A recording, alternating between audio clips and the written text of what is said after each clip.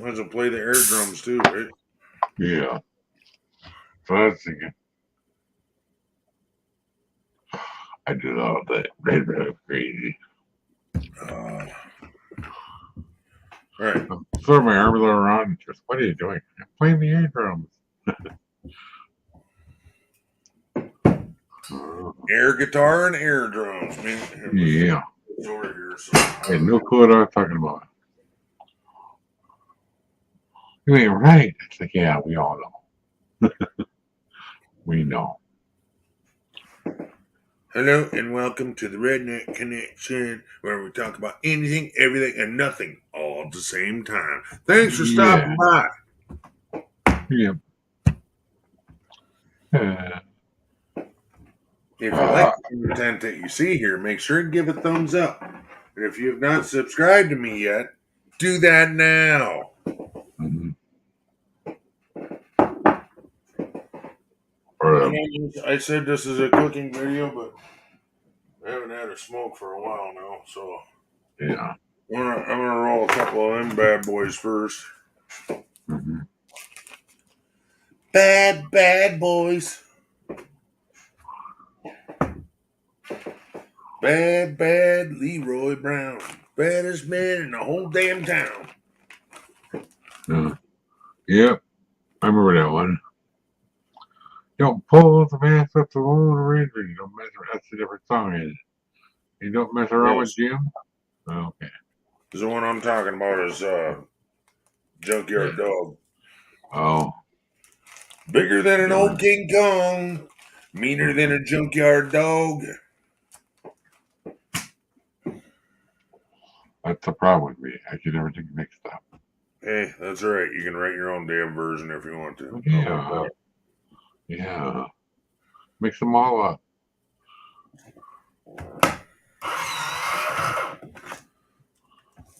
It drives her nuts when I start. Well, that did not work out how I planned. Yeah. Yeah. I use that sometimes too. That's going in the trash. Yep. I save them so when they get desperate, I can empty them out. You can pack them down and then re-hit them again? No. I go like this and empty them out. Oh, yeah. When I'm desperate, yeah. When I save them. Just in hey, case. you know what? That's why we save this, which is this, which is not much right now, but it's everything that's been through the roller. Then I take my I forget the proper name for it, where you like strain noodles in it. Some people call them strainers, but there's another word for it. I can't think of it. Colander or something. Colander or a sieve. Is it wire? No, it's plastic. Oh, it's a colander, yeah. But point is I put the tobacco in that and then shake it over the top of the trash, and it gets all that really small stuff that likes to clog up your machine. Yeah. That comes out, that goes in the trash. You just shake it, and then you dump all the big shit back in the bag, and now you got tobacco for a couple more days. Yep. We had at one time a gallon baggie of that stuff, and yeah, I'll tell you what, desperate times makes you real inventive on how to do shit. Yeah. Because every time you tried to roll a cigarette with that shit, it would clog it up. You know what I mean? Yeah. And trust me, this ain't gonna take long here. I'm just gonna roll a few, smoke one with you, and then we're gonna go. Oh, you know what? I should go preheat though. Seth, good to see you, man. That's it. We're gonna be doing some cooking tonight. I'll take you over there and I'll show you how I do smash burgers. Hey, Tammy. Tammy, how you doing? K-Dog. Where's K-Dog? A little bit. I missed K-Dog? 1054. Hey, K-Dog. Sorry I missed you, man. You didn't have internet for a long time. Sorry about that. Mm-hmm. Well, that's a minute ago. So it ain't that long ago. Yeah. Well, you're doing something. Yeah. It's easy to Right. do. Trust me, I will be getting to the burgers. Trust me. Trust me. And it's a different kind of burger than most people have seen. So Mm-hmm. I hope you stick around. It's going to be kind of fun. Mm-hmm. There'll be some different ingredients on it. But I saw it in a video and I'm like, oh, I got to try that, right? I thought it was kind of weird, but I wanted to try it. Yeah. And then I tried it. I'm in love. Mm-hmm. And the problem is the recipe wants you to use sliced cheese. I don't have sliced cheese. I have cheese that I sliced off of a block. Yeah, that It'll, works. It'll it'll be work. fine. It just takes a little longer to melt. No, actually it doesn't. But Well, too bad. Yeah. she's really, really tired. She was in a shit ton of pain. So was I. I took meds. She took weed. Now she's passed out. Yeah. I shouldn't say weed. She took RSO. what's that called? RSO. RSO. Right. Yeah. You told me earlier. I remember still. I know, but I have a hard time remembering stuff like that. Rick I'm not Simpson into oil. weed. I don't do none of that stuff. I know. I You're can't even allergic. touch it. Yeah, She you're leaves allergic. one of them syringes with that RSO on the table. I'm like, get that shit the hell out of here. Yeah. Yeah. Yeah.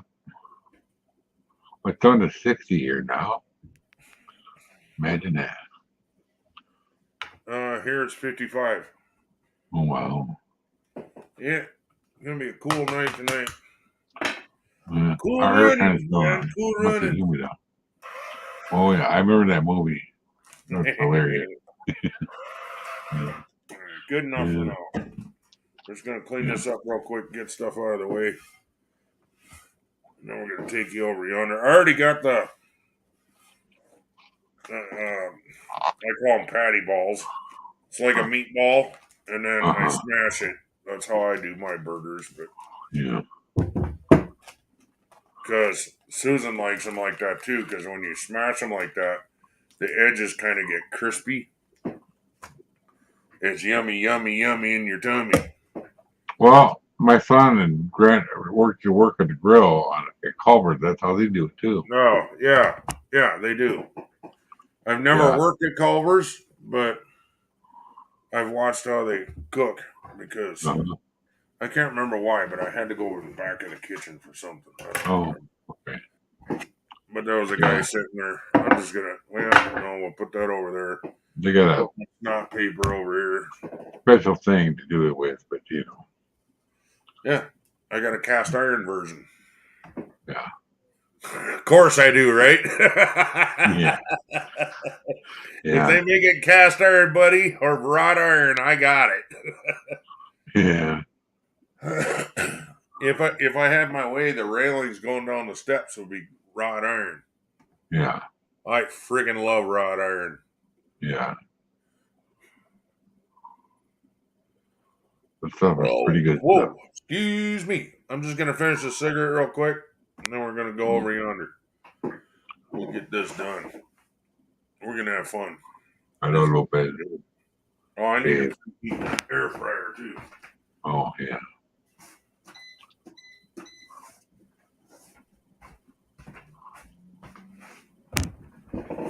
I'm doing tater tots.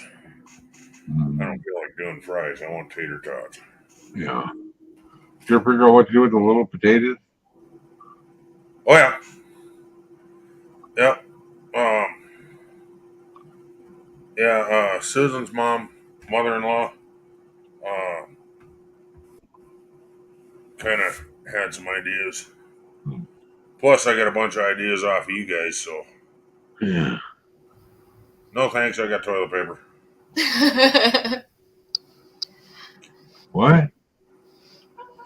She had her tongue sticking out. I said, no thanks. I have toilet paper. Oh.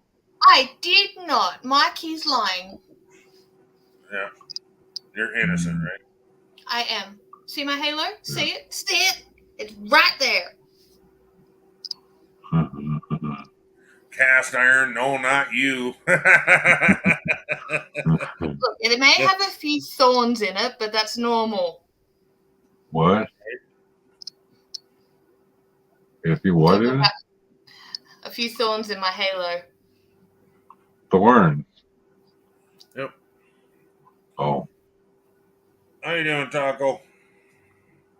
Dave!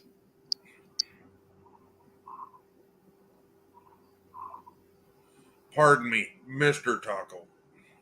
Yeah. Mr. Taco. And now that he's awake, I can give him a link if he wants. Oh, yes, I haven't seen Dave in ages. Yeah. He just doesn't love me anymore. He doesn't want to look at my face. Well, I didn't want to tell you, Bree, but I'm just kidding. You should have told me, Ken. I thought we were friends.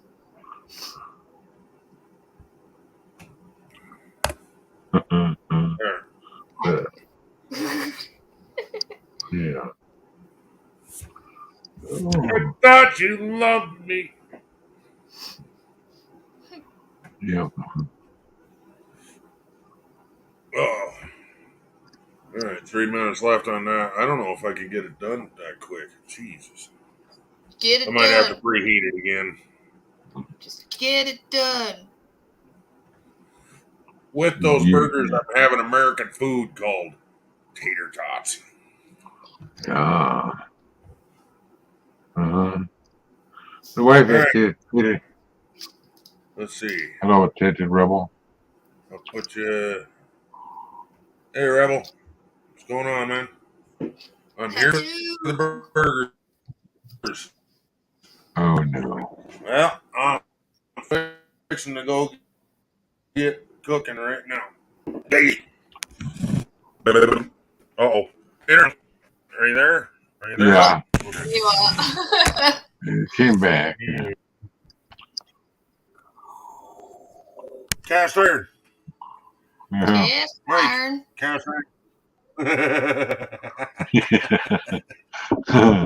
Told you I had a version in cast iron. Looks like something to do cement with. Yeah. It's a literal cast iron. Yeah. I put just a little oil on. Just because it's cast iron, it helps. You don't have to use oil, but it helps. Definitely helps. Yeah. But it helps. And I got a few. Take bake, and I have. I remember that stuff. I loved it. That's done.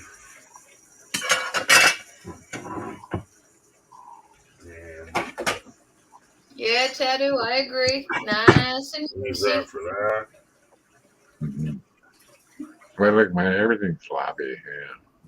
Yeah, you know what I mean. I love sloppy Joe. Well, not my sloppy Joe, but regular sloppy. My grandmother makes them with their own recipe. She came up with herself. It works pretty good.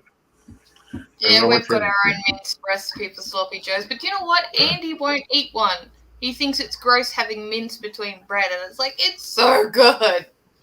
A hamburger has meat between bread.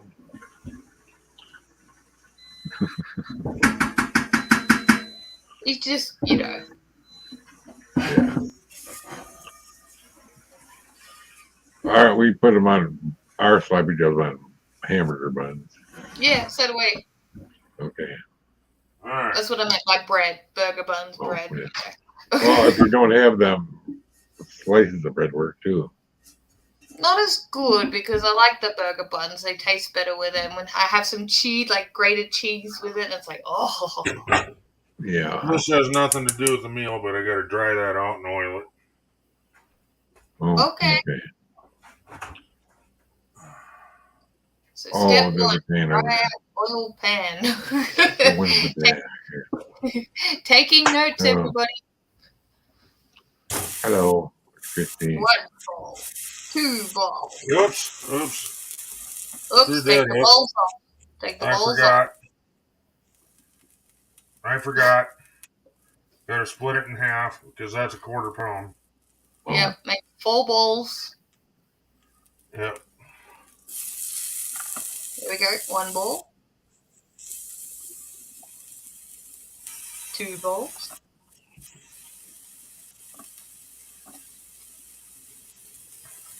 I like to roll my balls. Yeah. And get them all soft, squishy. That works best. Yes, it does. Yeah. I have a good palm motion. Yeah. Roll around. If you play with them longer, they'll stay in a nice, neat ball. Yeah. No, well, see, if I play with mine longer, they start to stick to my hand, so it's like, oh, water. Yeah, water. well, if you play with the balls too long, you get sticky stuff in your hands. Yeah. Yeah. Hello, Seth. Hey, Seth. And I'm very sorry for the new people that are here. Innuendos are a thing here. Yeah. It's sexy cooking. Yeah, sexy cooking. You should have named it that. Sexy cooking. Very nice. Yeah, squeeze down really good. Yeah, look at that. Oh, look at that. Would you look at that?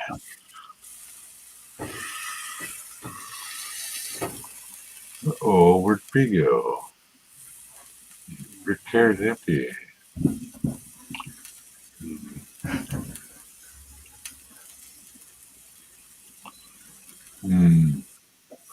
Maybe do both.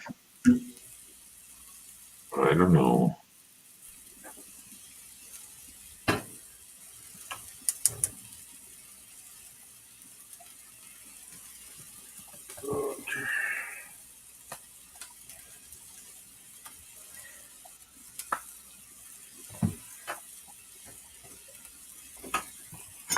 Oh.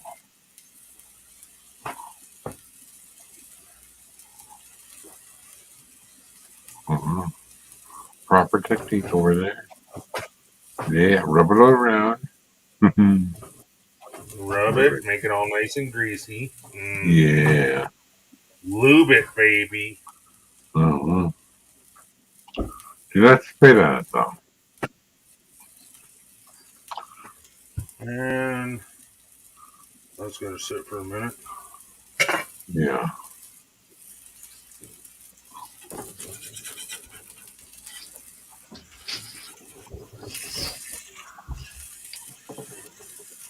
Okay, quit moving.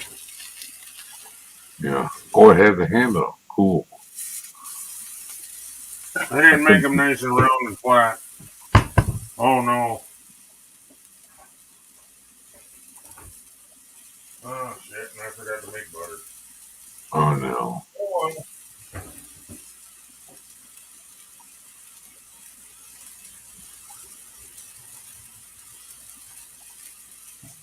Let's see here. Yep.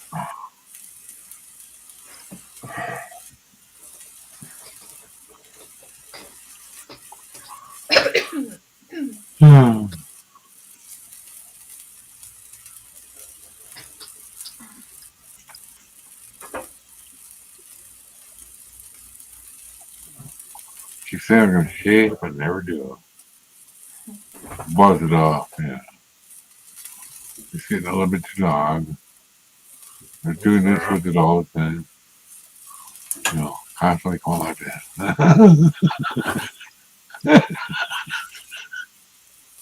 And then they got the horns, the hair horns coming off, you know, like this. Just keep going. Yeah.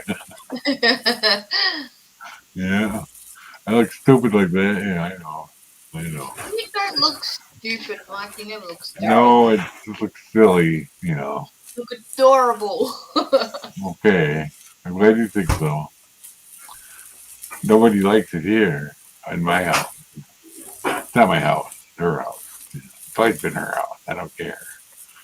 Well, It's Mike, always just been. remember that Bree thinks you're adorable. Thank you. Too bad you're so far away. You're already hooked up with Andy. You know. Yeah. I'd be no good to you anyway.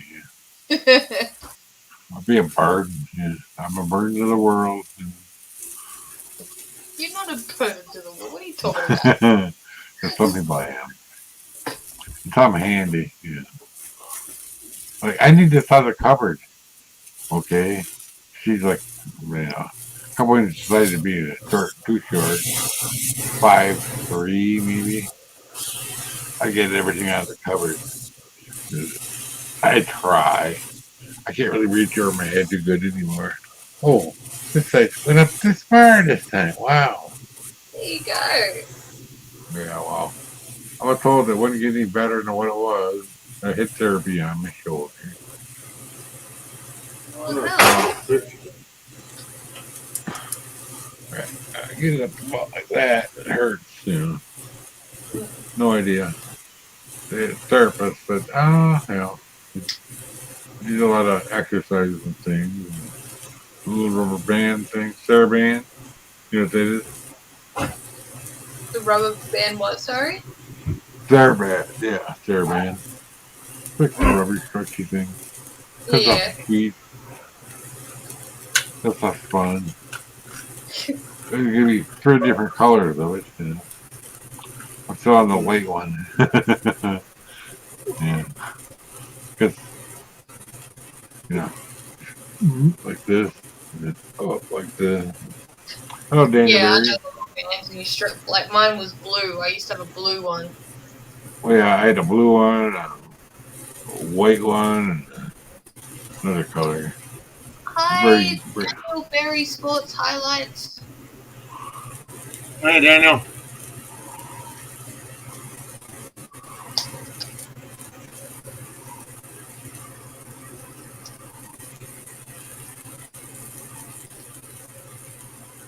Oh, interesting.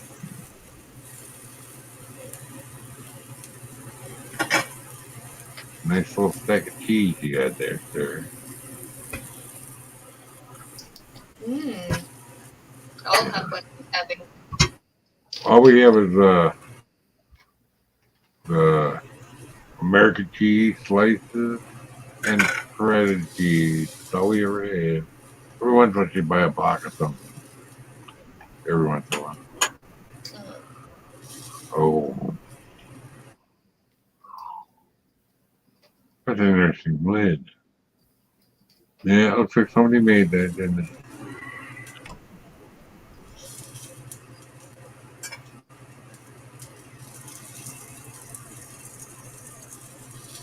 Oh, he even does it fun. That's the best way.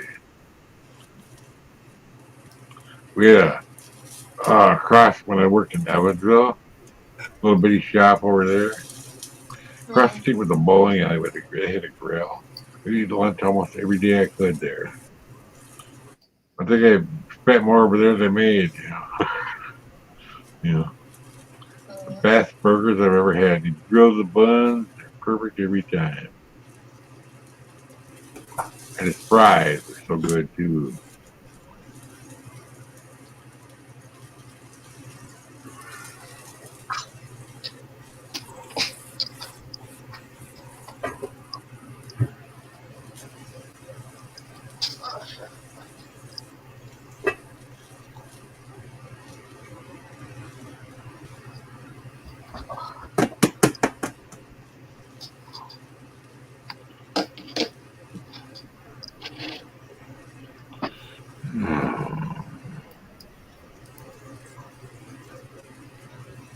Yeah, I was walking around the house one day, and every step I took, I go, ugh, ugh. It hurt. Every step I take is hurtful. He goes, what are you making them noises for? Because it hurts. That's why. You're never gonna get it until it happens to you. Right? People don't get it until they go through it. Remember when you broke your ankle? I said to her, remember that pain? Try that times 10, okay? That's my everyday, you know. They actually had to put plates in her ankle. Her ankle was like bent like this and backwards. Yeah, Ah. it was bad. Yeah. Ah. She was picking up dog poo out in the yard at a hill. It's the springtime. It's still thawing. I told her, don't do it. But she did anyway. I was asleep. You know. She set the grin at her in to wake me up. She was little now. And she's like 3 or 4. She's afraid to wake me up, so she started watching TV. And I didn't come out, and didn't come out, and didn't come out. And she kept scratching on my screen with something. I don't know. And I woke up finally. I looked out the window. I went running out there, my sock feet into the muddy ground. Right. And I took the phone with me and called the ambulance. You know, they said, "What's going on?" I go, "Well, I think my wife broke her ankle. It's like backwards." I said, "I think it's broken." Yeah. So it was a clean break, though. At least, you know. Hello. All right. Next thing to do is the buns. Okay. Um, That's a nice jug, man.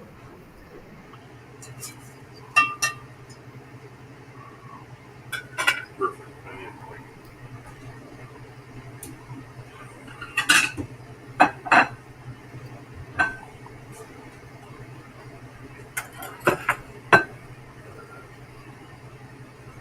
I know it looks like I got a mess here, but I gotta have everything here. Yeah, it's okay. Not a mess. I seen worse. Trust me. Not Me here. too.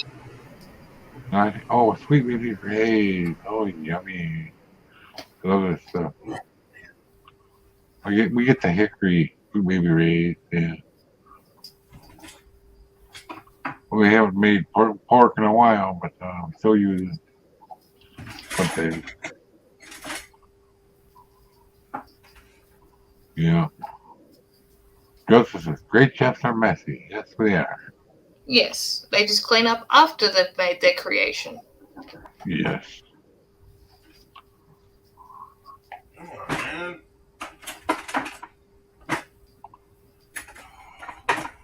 Yeah. I don't know if I told you, Bree, but the wife cooked some of my tomatoes down yet. Now, Hmm. Yeah. yes, barbecue on the bottom.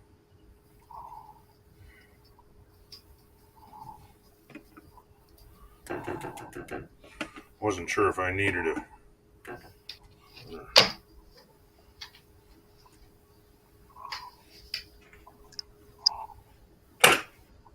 Oh. Oh, Joseph. Tartar Joseph moves sauce on around. top. Mm. Yeah. Yep. Yummy.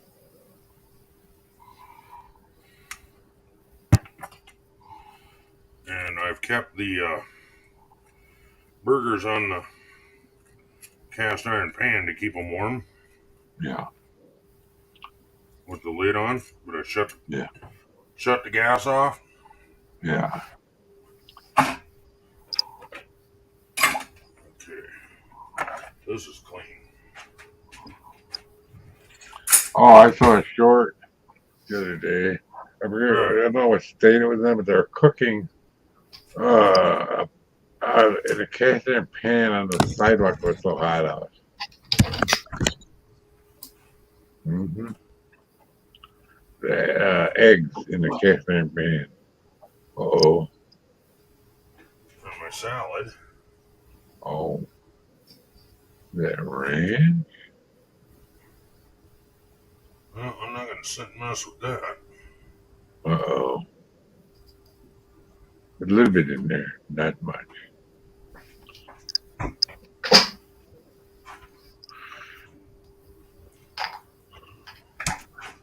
Need a knife. Big long sharp knife. Mm-hmm.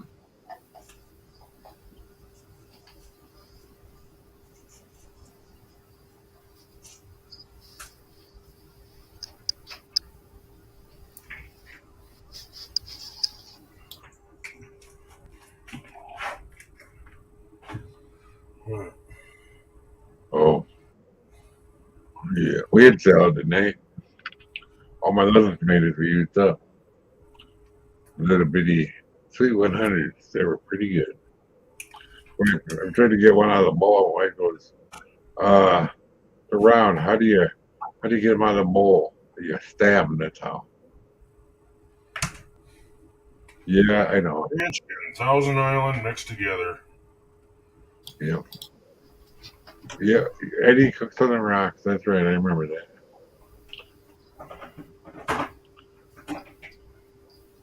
Yeah, that was funny. Of course, he's in Vegas, out in the middle of the desert. Yeah. And then some sunflower seeds on top. Oh. Yummy.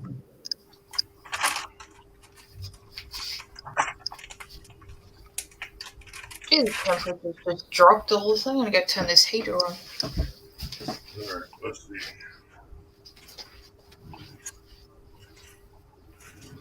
Need a fork?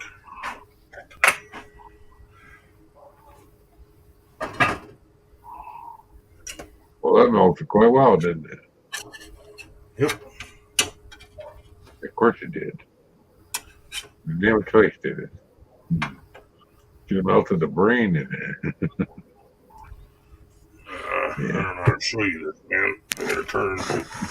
Yes. Uh-huh.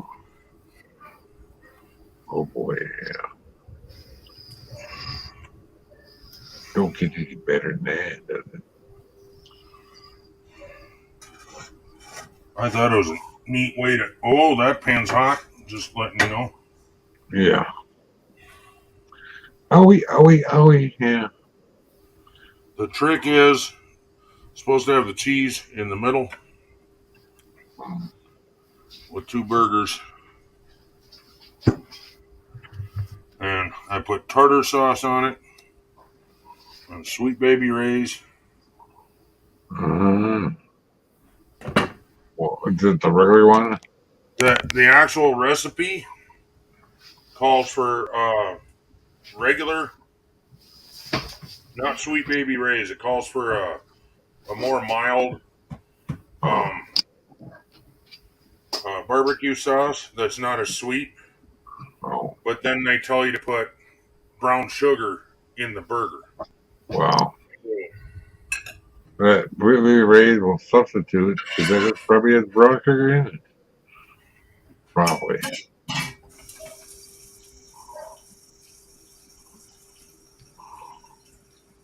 Tater tots should almost be done. Yeah. Yeah, the wife has a recipe. It's called tater tot casserole. I'll eat that. Pretty good. I don't know why it has to be a casserole. Everything's a casserole with her. I just throw things together myself. Make my own recipes. These are the Creative two guy. tools I use the most, so I hang them both right here. Yeah. Everything What the I hell was cook. that first one? What's that? The first one. Another spatula. What's the other one? It's actually a thing that you put, um, uh, like a spoon or something when you're stirring food on the Oh, stove. okay. Oh, That's what I thought it was, but she has a different one. But don't worry. I'm not sure what it's called. I'd Yeah. love to find a cast iron one of them. That'd be badass. Yeah. 2 minutes. Ours is either glass or ceramic. I don't know. Find what you like. A spoon rest. Okay. Yeah. Another trick is never, ever, ever leave your lid on the cast iron Uh, because even moisture in the air will cause it to rust. yep. When you're done cooking, warm it up, wipe it out, and oil it. Yeah. That's correct. Yeah. Yeah. Yeah. I watched a Cowboy Camp that one day. He did his out with salt. And then he Yep, oiled it. that's a trick that you can do if it's really rugged. Yeah. Uh, granulized salt. Yeah. So like the big old pieces. Yeah. Like kosher salt or something. I remember what he said. I don't remember. Buff wants his burger.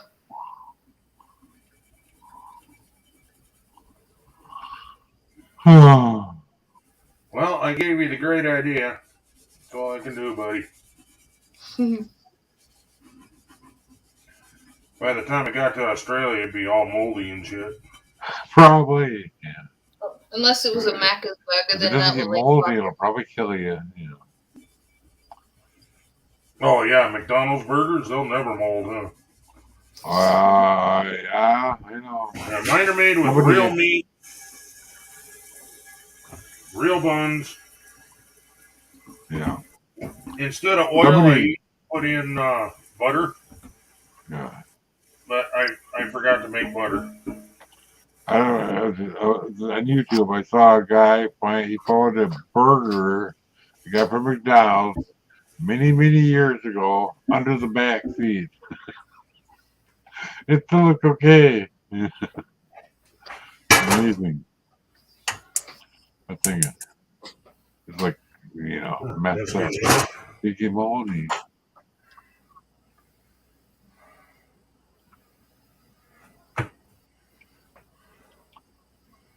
Alright. I'm not gonna take you guys with. I'm just gonna dump it in here and call her good.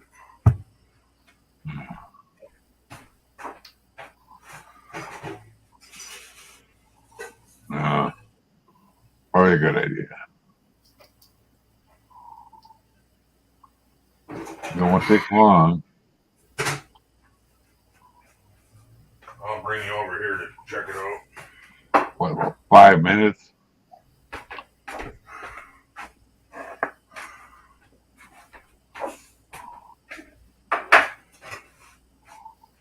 One cat's into now.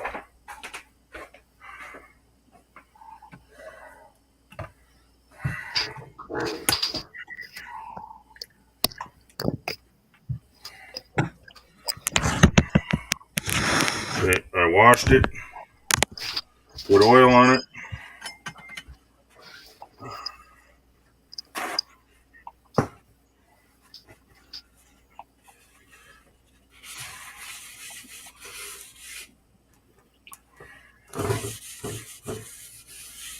Yep. Easy peasy, lemon squeezy. Mm-hmm. Yep. Done. Yeah. Done.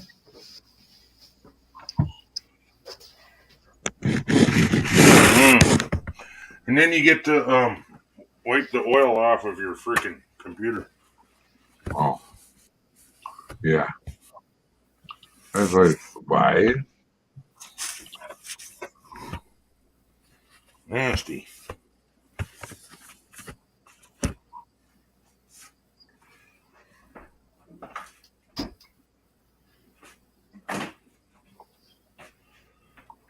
Good, Joseph. I've never been able to do that many push-ups. Ever.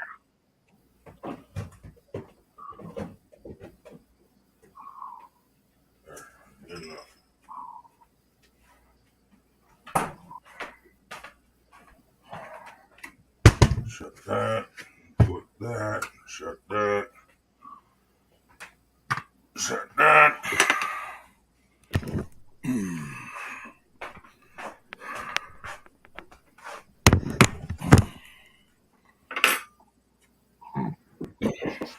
Salad, tater tots, and 2 burgers. Yeah. The tater tots didn't take long, did they? What's that? The tater tots didn't take too long, did they? It's 15 minutes in the air fryer. Oh. Approximately halfway through, you shake them so that if anything is stuck, it comes loose. If it is stuck, you need to get it undone. Trying to get down to 250 by October. I'm at 278. Hey, bro, I know you're trying hard, man. Yeah. Tater tots. Where's Bree at? Somewhere. Thanks, Mike. I knew she was somewhere. I'm here. Sorry. Oh, she's right there. I was trying to show you what a tater tot was. I know what a tater tot is. Oh, I didn't think you had them in Australia. Oh, we have a version of it. Yeah, ours are like little bears. Yeah. Kangaroo tots in Australia. I think we call them like potato puffs or something. Like they've got a weird name. Potato pops? Yeah. Okay.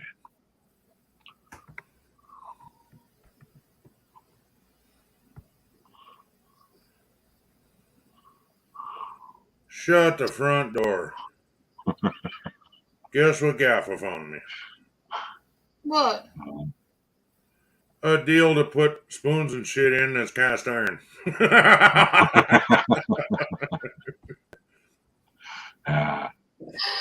Nice. He's pretty good at that. The quality of your salad is supposed to be more than your trust me, bro. It is. Yeah, it's a lot of salad. Yeah. Trust me. I what I tend to do now that I'm on this low carb diet, I made all this food because I'm really hungry. But the salad comes first. Eating 1 burger and some tater tots. Finish the salad. Then if I'm still hungry, I can eat more. That's my rule. That is not anything that anybody else has to do. But salad will fill you up.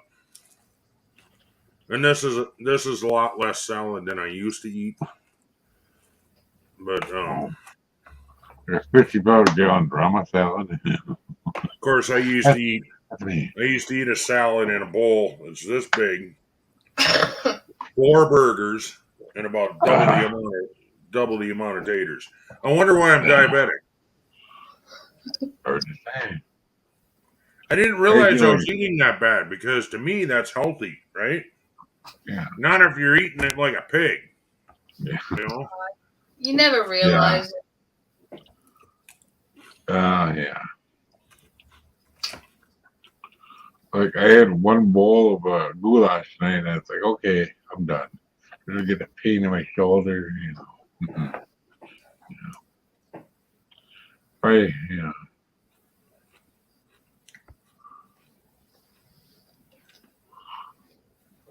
Pommies, yes, thank you. Here, salad empties my wallet more than it fills me up. That's why I'm using it as a side. But salad, I've cut back a lot, Gaffa.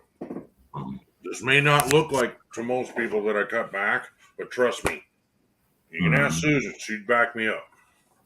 No, look, I remember what you used to eat and drink back in like the old streams. Big old bowl, yeah. Yeah, freaking cereal bowl this big, and half the freaking box of cereal will be in there. One night I sat down and ate an entire box of cereal. Drunk off my ass, sat there and eat that whole damn thing. Yeah. And like used to fall asleep at the end of my streams because you were that drunk. Mm-hmm. Big two. It was fun for us to watch, but still, it's a big change. It got rid of my pain. Yeah. Exactly. But that, I don't know. I use that as an excuse, but I used to drink a lot, partly because I was not okay with Ken. I thought I needed it to be funny, to be liked, to be cool, because it took that fear away, I guess. Yeah, took the edge off the glaive. Yeah. But yes, I don't know what to say. No, but Ken, hey, you drank the way I ate food to make myself feel better. So. I ate food the same way. Well, it's balancing out the alcohol. You need something to soak it up. Right.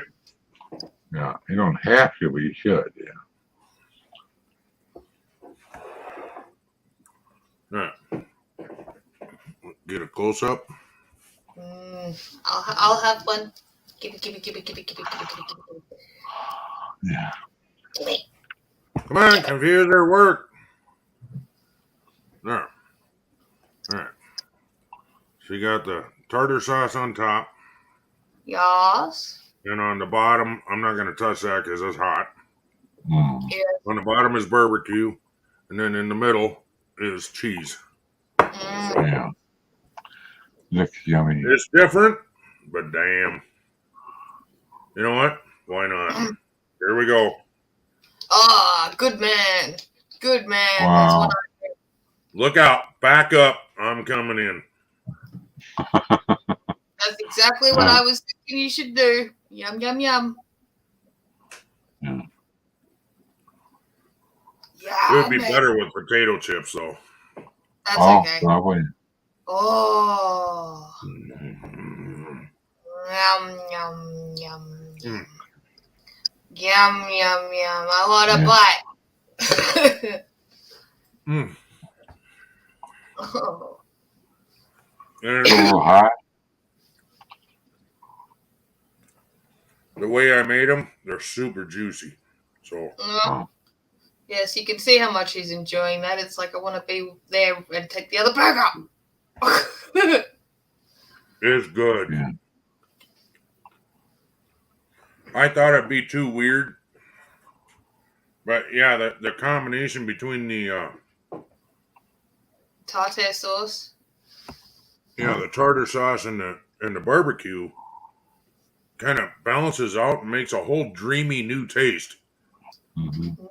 You know, another way I bet you could do it is take tartar sauce and mix it with the barbecue and then just coat it on both sides. The super secret sauce. God, dude, I just gave myself a Woody. Well, that's how you kind of do it. Like Macca's sauce, tomato sauce together and mix it. Yeah. Who said you had a big mouth? You did several times, Gaffa. Yummy. Well, I try and be funny still, you know. See, commercials should be like what Ken's doing because they're more believable because he looks like he's actually fucking enjoying that thing. He does. Yeah. You have no idea how good this is. See? If we saw commercials like that, we'd probably go get food that was advertised. Yeah. Oh my God. It's a banger. Try it. The burgers are better at the Redneck Connection. Yeah. Wow, man. And to be fair, I stole this recipe off of First We Feast. No one needs to know. And they stole it from a restaurant. Uh-huh. So.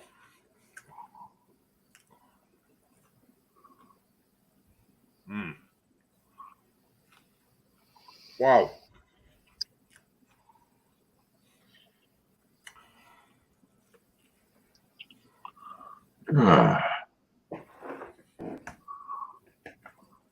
I'm just having pains, that's all. That's all. And you said you hated me, Ken, for making a lasagna. And look what you friggin' made. That looks yummy. I don't know. The lasagna is pretty good.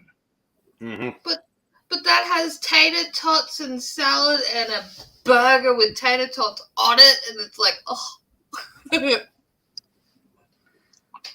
Yeah. I love bread. I don't know. You change it up a little bit. Let's see. Garlic bread with yours. Mmm. Cheesy garlic bread. So Mmm. you make toast, spread butter on it, sprinkle garlic powder on it, and then Cook that. put cheese on it, and then you put it on a pan, put a lid over in the the top of oven. it. It'll melt that Or the cheese oven. That's the way that you put it in the oven. Yeah, we Too sometimes make it. long, it warms up the house though. Well, yeah, I know. So if you do it on the stovetop and put a lid on it, it'll melt it Yeah. pretty quick. Yeah. We when we make our own garlic bread, we like butter it and do that, and then we put it in the oven for a bit to let that cook, and then we put the cheese on it and then grill that and let it all grill on top. Oh, okay.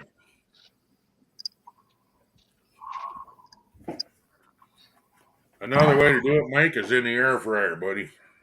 All that too. Yeah. God bless the air fryer. Yeah. I don't think ours has enough room, but that would work. Ours is kind of small. For garlic bread, Yeah. Probably get one in there. stand it up on the edge. Oh, yeah. Then you get four there and one in the middle. You make a flour out of garlic bread. Yeah. See, we got. Yeah, I think well, it depends on the size of bread. If you're using Susan's bread, you can only get two in there if you squish them. Oh, did you buy that? My bread, you can fit four of them in there. No. Did you buy Texas toast bread or what?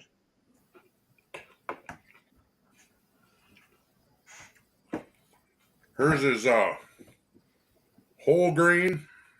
Oh. It even has pieces of grain on the top. I've had that before. And the piece is like that, dude. Yeah. Have you seen my air fryer? Nope. I'm thinking you and I got about the same size. It's smaller than people think. It's a big unit, but it's Yeah. It's a something max, yeah. But that's a big one. XL is the big one. Which comes in kind of handy. Oh. Susan found another one that's got two doors. Oh. And each side can cook a separate meal, or you can cook a big thing in there like a lasagna. But no. It's a little spendy. Oh yeah, I bet. 100 something. I ain't got that kind of dough, man. No. I know the deal. I'm just happy with the one we got and the Instapot. Yeah. Between the Instapot, air fryer, and the top of that stove, dude, I can cook some shit. Mm-hmm. Yeah. Especially since I got you guys going, try this. All right, I'll try it. Holy shit, that's good, man. That's what it was. That was Andy that helped me out last time. Yeah. And it turned out freaking fabulous. Of course yeah. I know, that's why I asked him. And it was just the simplest thing that I couldn't figure out how to do. He had the answer. Bam, I got it. See, sometimes I just need pointed in the right direction. That's why I never made it to head chef, except for in prison. But I only made it to second chef anywhere else. Yeah. Oh, sorry. I get it. Like Andy, I can do a lot of shit. But if I had Andy to back up on, then I'd never have to worry about anything. Where if I'm in charge of the entire kitchen, I can do all that, even tell the prep cooks this is what we need, blah blah blah. But there's still some stuff that I don't know. So that's where I make a good second cook. Speaking of that, I don't know why it popped in my head, but one of the movies I saw last night, almost all the way through, I Am Wrath. Oh yeah, That's a good movie. damn right it is. Yeah. Could be a spot, but it's good. Man, that was good. I don't remember who was in it, but it was good.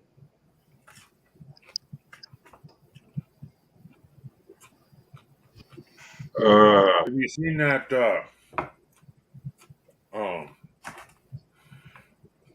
Rambo, Last Blood. Yeah. That's fairly new one. That's a good movie too. Yeah. I saw it 20 years ago. Pretty darn good. That's what. Yeah. Nice was done in Mexico. Is that the one? Yeah, I think so. Yeah. She was on the planes there. That's when we got her. I think I saw it on Freebie. Probably. I think I saw it on HBO. That's where I saw it. She paid for it. I don't. Yeah, we don't have HBO. Yeah, I know that. We do for some reason. You don't watch it, but I do. Oh, I watch it. Send me part of the package to get the rest of the shit you want. So there you go. We had Showtime too. Well, because of my subscription, something they have for the TV, for my computer here through Prime, I have Showtime and something else. Paramount Plus, maybe? It's together now. They added that together. My God. The creepiest shit I ever saw was Escape from Dannemora. That's creepy. Or the prison. Man. You gotta see it. I don't want to give it too much away.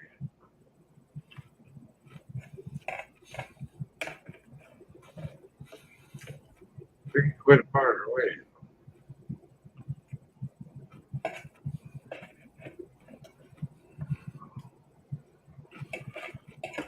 Oh my god.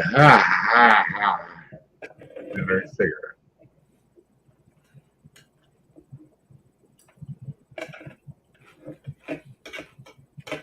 Oh, I forgot. The wife bought more potatoes today. We're out of potatoes. well, 3 or 4 weeks, like a week almost. I told you better buy 2 bags because I like to have a baked potato and then there's 3 or 4 in the middle of the night. In the microwave. And I like them nice and fluffy. Because, you know, I like potatoes. I'm Irish, I gotta have my potatoes.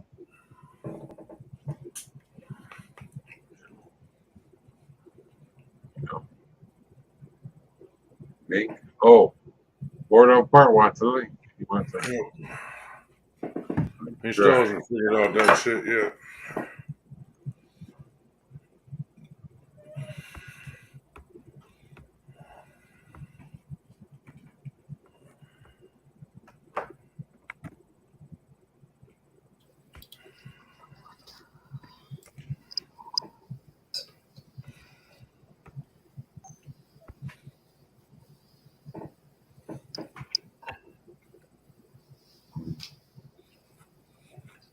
You look good with red lipstick and black lipstick. You know that? What? Oh, the other day you had black lipstick. You look good in red too. Oh, thank you. Wow, any color would probably look good. But look, Have you noticed my hair's got light bits through it now? yeah. because I'm going through the stages, but in 2 more goes, I'm going to look like this. Hang on a second.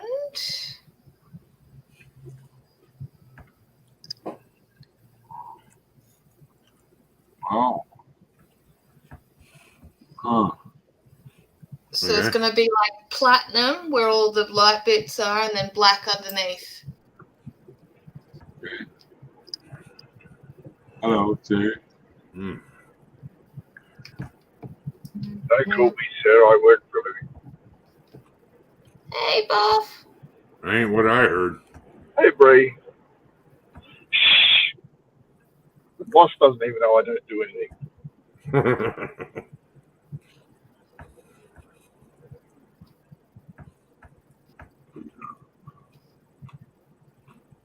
Oh, never did make Where's my burger? It's in the mail. Always a I bloody gave you the excuse. great idea. You go make your own. Hey, there's always a bloody excuse, isn't there? Milled it by Pony Express. They got a horseshoe with the blades across the ocean. It'd be a while. I'll tell you what, Yappa, if you were here, I'd make you a couple of different burgers, different styles that I've figured out over the years. Oh, You'd fall in love with me. You'd never move out. bit like you, Ken. I don't know if I can actually enter the United States. Really? Yeah, I've got a criminal record. Oh. Yeah, how was Guess that? what I found out? That I can go to Australia. Really? When? Like, Yeah, you got a criminal record, mate. You're allowed into this country. That's how we all do. It's been over 15 years. So, well, okay. I could have got a passport as soon as I flatted my number, which I did 23 years ago. Mm. And I can also own a gun now because it's been 15 years after my crime. Oh, really? oh, very good. I didn't know that. Why would you want one of those? We get weird laws. I could go boom boom. Yeah. You got something you want to hunt?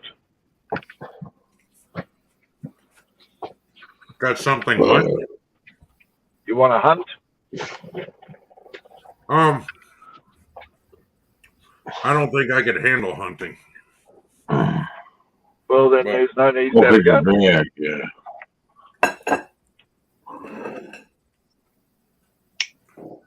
You can still go shoot shit and blow it up.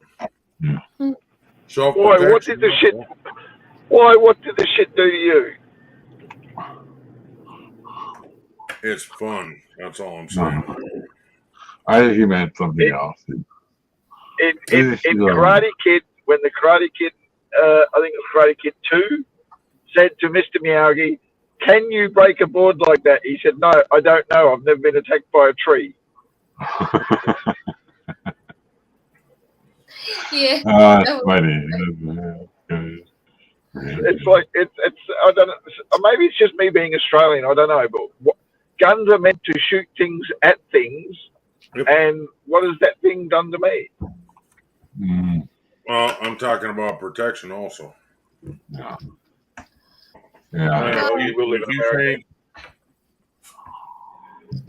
I think shit's about to go down, so I was relieved when I heard that. I don't need like a big old AK-47 or anything like that. I have no use for that. Give me something like I don't know. I don't even know the calibers. A little bit larger than a 22. Make sure you put a hole in something if they want to come in my a lot larger than the 22.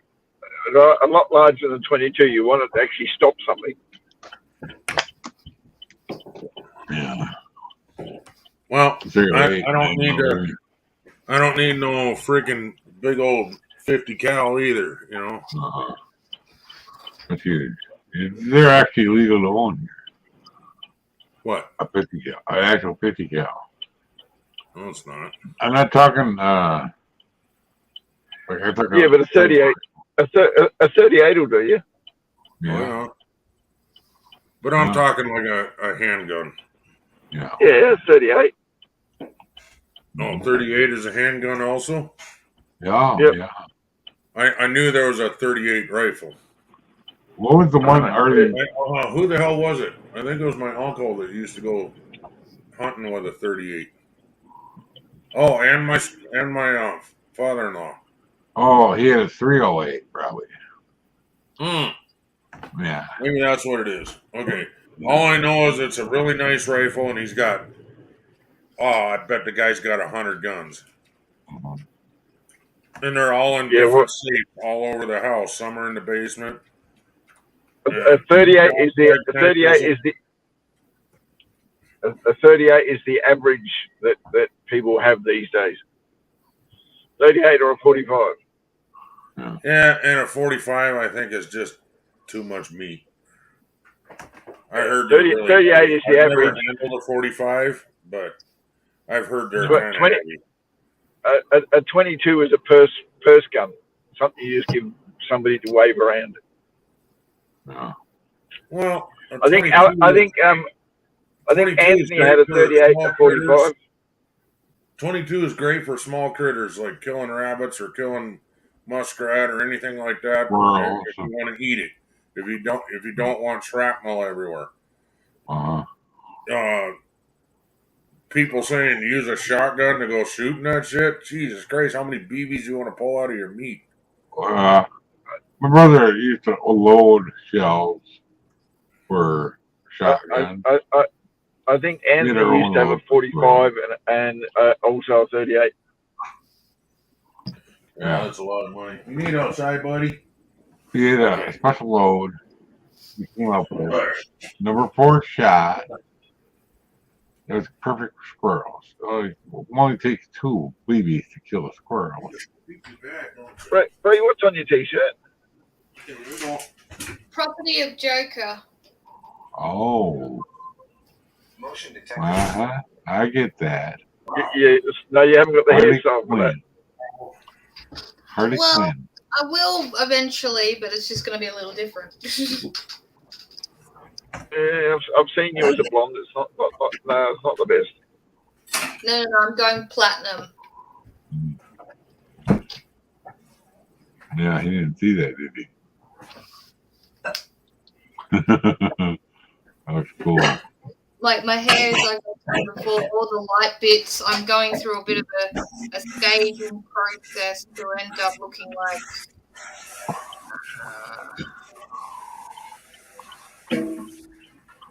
Sorry, I'm just trying to find a good picture. The cats are getting big, I see.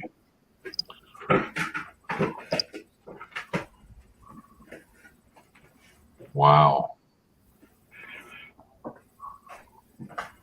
Yeah, so it's going to be like not white but platinum, so it's going to be like a silver. Yeah. You're gonna have my beard. You're gonna have the pink and blue ends.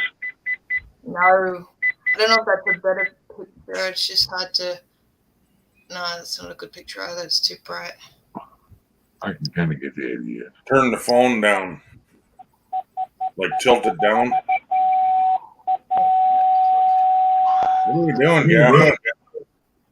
Parking the car. Oh. My car whinges at me. My car whinges at me more than my ex did. Hello, USA all day. When you're backing up, making noise. Mikey. See if we can. It's sort of still bright. Yeah, I get the idea. But yeah. USA all day, okay. Yeah. I know. He's so excited. Hello, Mr. Dave. Do you know what the most deadliest bird in the world is? No. Yes. Have a guess. The dodo. I don't know. Deadliest, not deadest. The dodo was like the most harmless bird around. I know. That's why it's dead. Yeah. That's why I said that. He's a comedian. Yeah. What is it? What is it, Bree? A finch. What's the most deadliest bird in the world? Well, I always thought it was a cassowary. It is. The cassowary is the most deadliest bird in the world. Huh. So what is it? Guess where the cassowary is? Only in Australia. Oh, imagine that. Along with the deadliest spider and the deadliest And- snake. And the second deadliest snake. Sorry, yes, second. Do you know what the seventh deadliest bird in the world is? Oh, jeez, the seventh. Seventh. Oh, if I go down the friggin' list of deadliest birds, like I know cassowary is always top one, and then probably the vulture or something, or even the emu. The emus are quite dangerous. Eagle. The Australian magpie. Oh, wow. Really? I thought that was top 10. What do you mean top 10? Like, I thought that was like 10, like the 10th dangerous bird. No. Oh, the yeah, seventh, that's right. I forgot about that. An owl is the The only seventh- bird that will take on an eagle. Oh, the seventh deadliest bird in the world is an Australian magpie. Oh, I couldn't there you believe go. that when I read it the other day. I mean, I know they're annoying. Hello, Seth, and hello, John. But Hello, emus are USA going to be all up there. day. Yeah, emus in there, but not in the top 10 though. And then you got the falcons and even the great horned owl. Well, vultures. Vultures should be up there somewhere. 40? Oh, you're doing a word around. You want to get down to 220. Yeah, my goal eventually is 200. Yeah. My So- goal is 70. I So weighed Auburn. myself today with clothes on 286. So you Yeah. subtract 3 pounds for clothes, that's 283. That's where I'm at now. Yeah, you're less than me. You imagine it? I've been trying, Mike. I know. Hey. I'm sitting, I look different on my camera. My hips are weird now.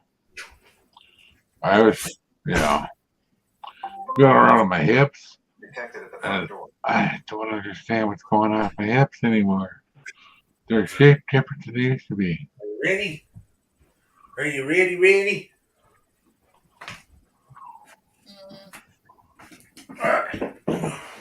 We got to turn the camera so everybody can see the cuteness. I realised that picking up your phone touches the duck's butt. Oh. Okay. Oh, look at that. Like a puppy. Mikey, can you say please? Oh, that was a nice please. Okay, everybody quiet. Listen to Rosie. Inside voice. Say please. Inside voice.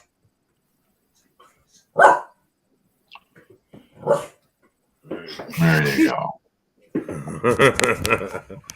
She has a hard time restraining yourself, isn't she? Yeah, she gets excited when she sees bacon, man. Oh, I get excited when I see bacon. Yes, So do right. Well, you don't trust me, Gaffer. You don't want this bacon. Why? Because it's bacon strips. Oh, yeah. We get that. Bacon strips. Uh-huh. It's yummy, smoky bacon. Yeah. I don't know. I have never tried it. I can't say I won't like it or not. It's dog It food. smells great, but it tastes like shit. Fair enough. I don't. I've tried it. I used to eat my dog's food just to make sure it was yummy. Oh, wow. No point feeding my dog shit that tastes like shit. Right. Bacon's the only smell that wakes me up of a morning.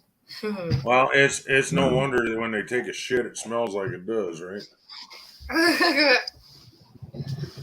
Right. Isn't he beautiful? Hey, isn't he gorgeous? Look at him.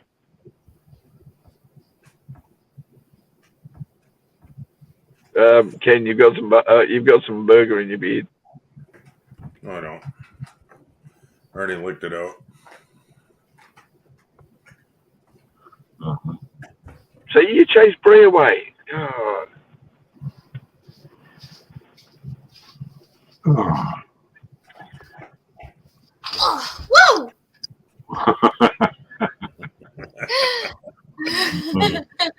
That was good timing. You just put me up as I sit down. Well, that was kind of the idea. I saw your arm, so I clicked on it. It takes just a second for it to activate. So right when you hit the chair, poof. Yeah. So for a sec there, all we saw was enter the butt. Dog bacon for dogs. Yep. Yeah, it's bacon strips. They love it. And then we got little tiny miniature hot dogs for them, and we got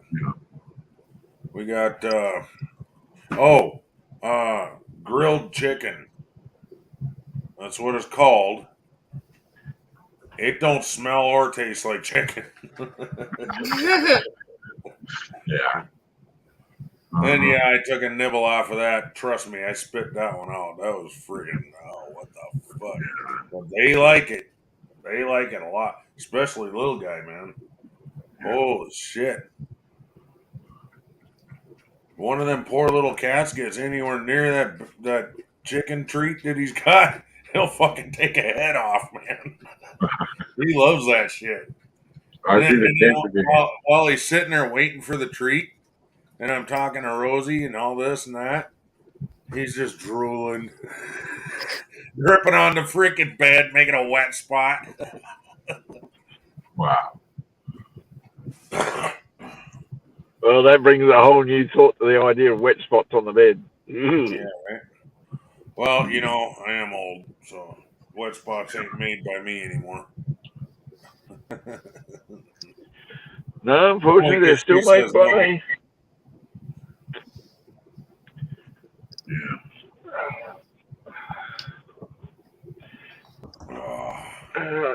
Just remember, Ken, I'm older. My wet spots aren't what they used to be. It's usually bladder control. Yeah. Oh, I see what you're saying. All right. Yeah. I get it. Yeah. That's the way, you know. Well, Gaffa, they have a thing called hair ties. Wrap that son bitch around the tip of that fucker, and then you don't have to worry about no drippy.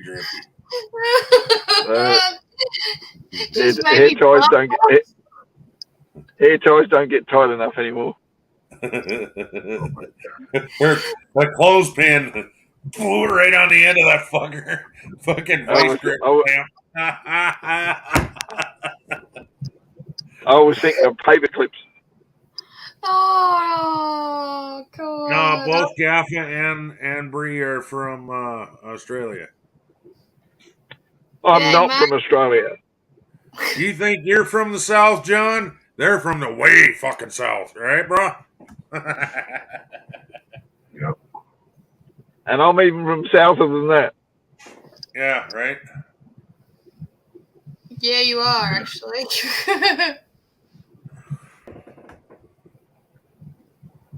Which way does Australia face? Upright. I thought it was... Nope.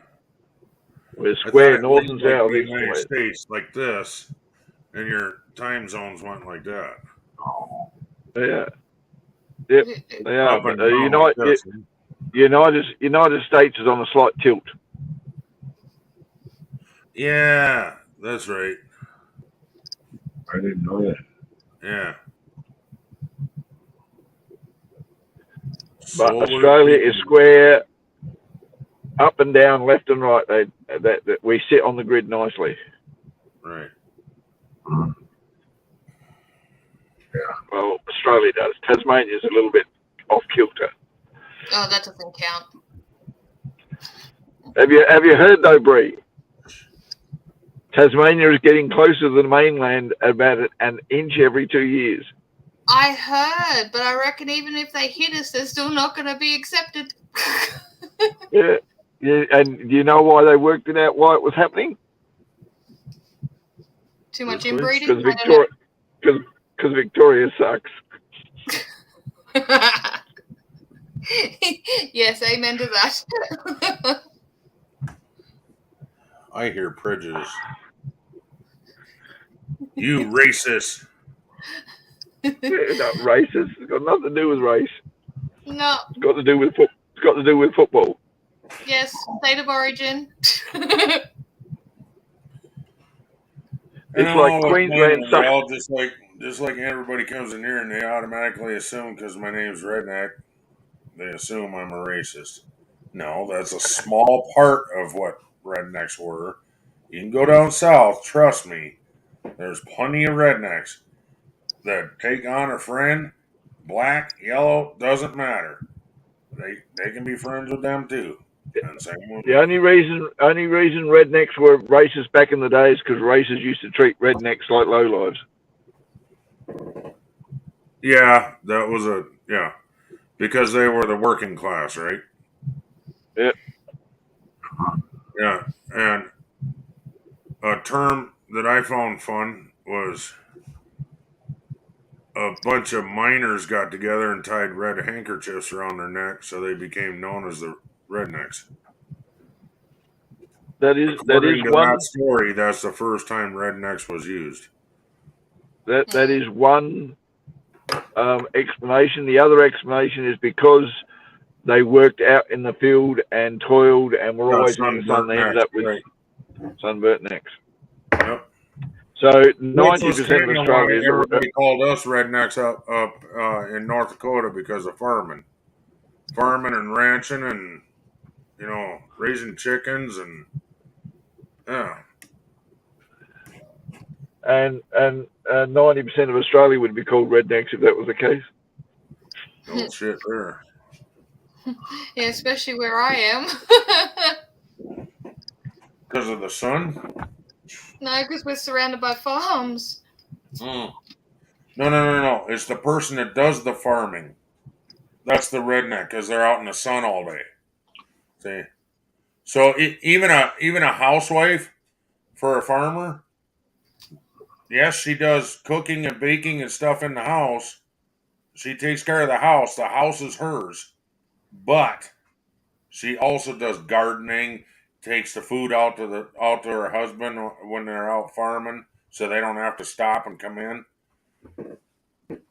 Yeah, but it's not a lot of. I don't know about now. A lot of women back in the day too used to do a lot of food preparation outside because it was a lot less mess to clean up. And it was probably cooler back in the day. The house would warm up because of the hot sun during the summer, Oh. Yeah, and there's a lot of farms used to have outdoor cooking areas like fire pits and shit that they used to do cooking in. Hell yeah, they did. So then you didn't heat up the house during the summer.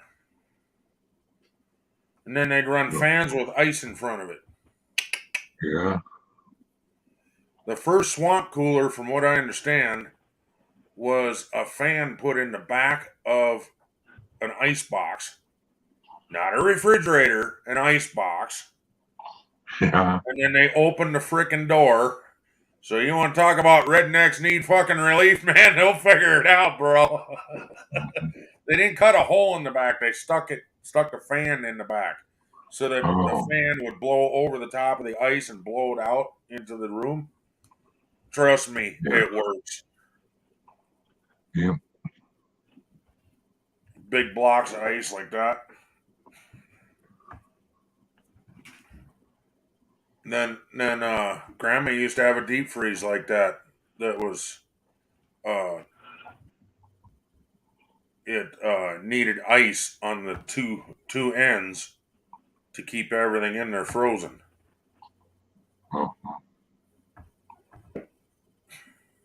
Yeah. Some really old refrigerators, they had ammonia in them too. Ammonia? Yeah. Yeah, What, the coolant agent.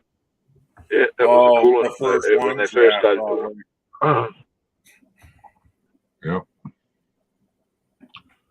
That's like the one we had. And the only reason they changed it is because when the coolant used to leak out, it used to be toxic.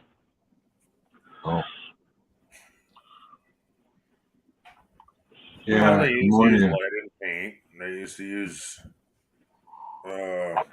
all kinds of stuff that's not even legal today. What was it in gasoline? Lead was in gasoline. Yeah. Yeah, that's not illegal. It's just not good for the environment. Right. Yeah. What do you call your gasoline over there? Is it still gasoline that you call it, or you call it unleaded, or whatever? Well, Gasoline. we call it gasoline. But it used to be leaded, unleaded. Now it's unleaded. There's 3 different kinds. What in the hell am I thinking? Yeah, unleaded. Then it goes by bloody numbers.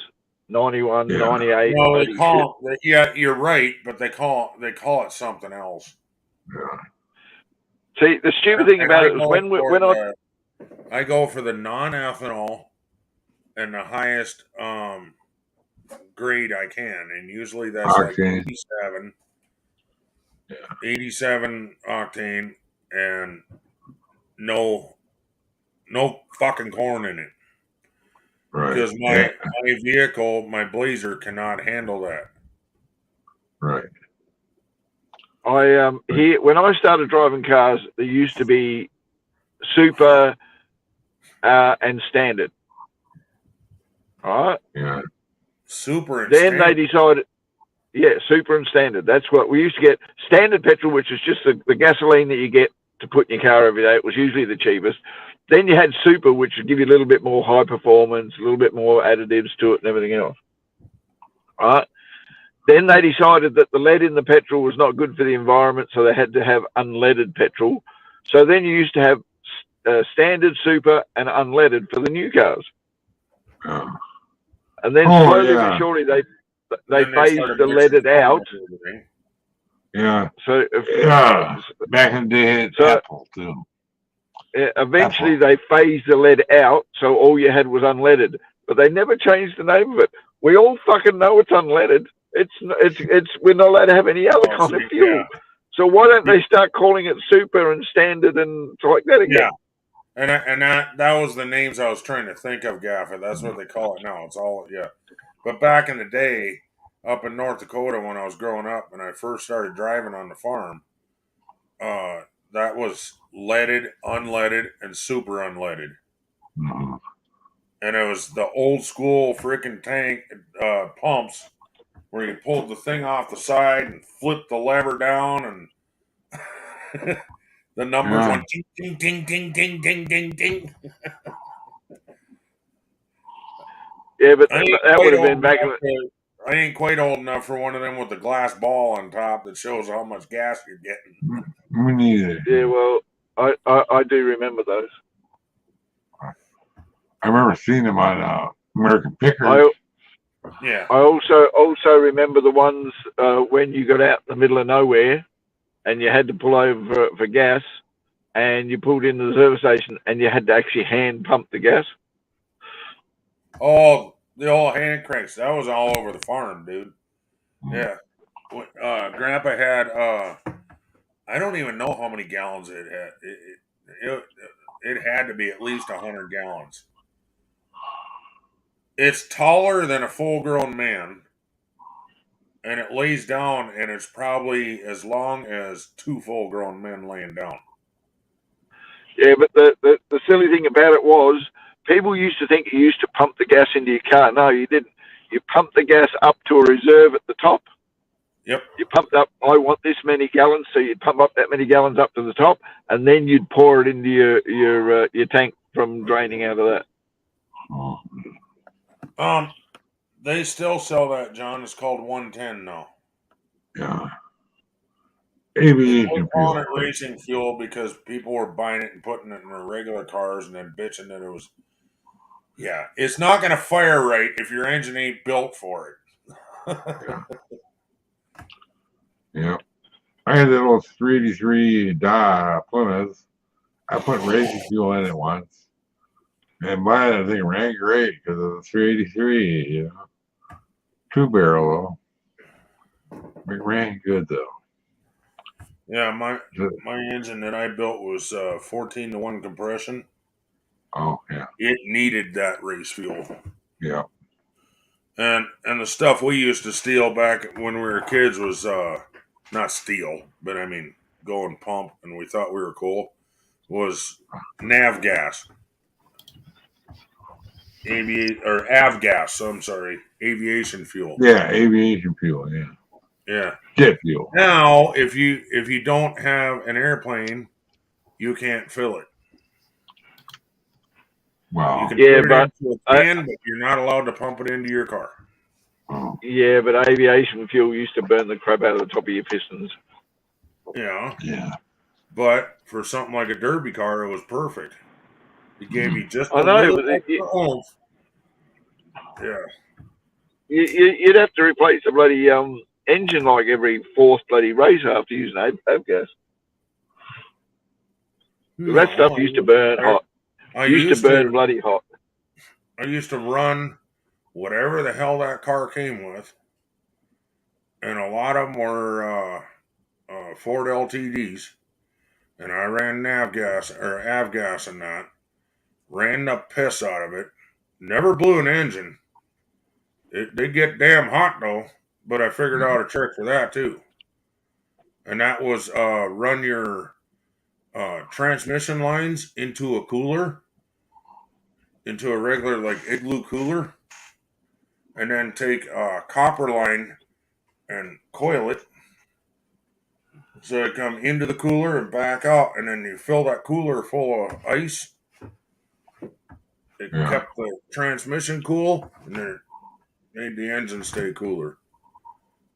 Once I figured that out, I quit running the radiator altogether because all that did was first hit in the radiator.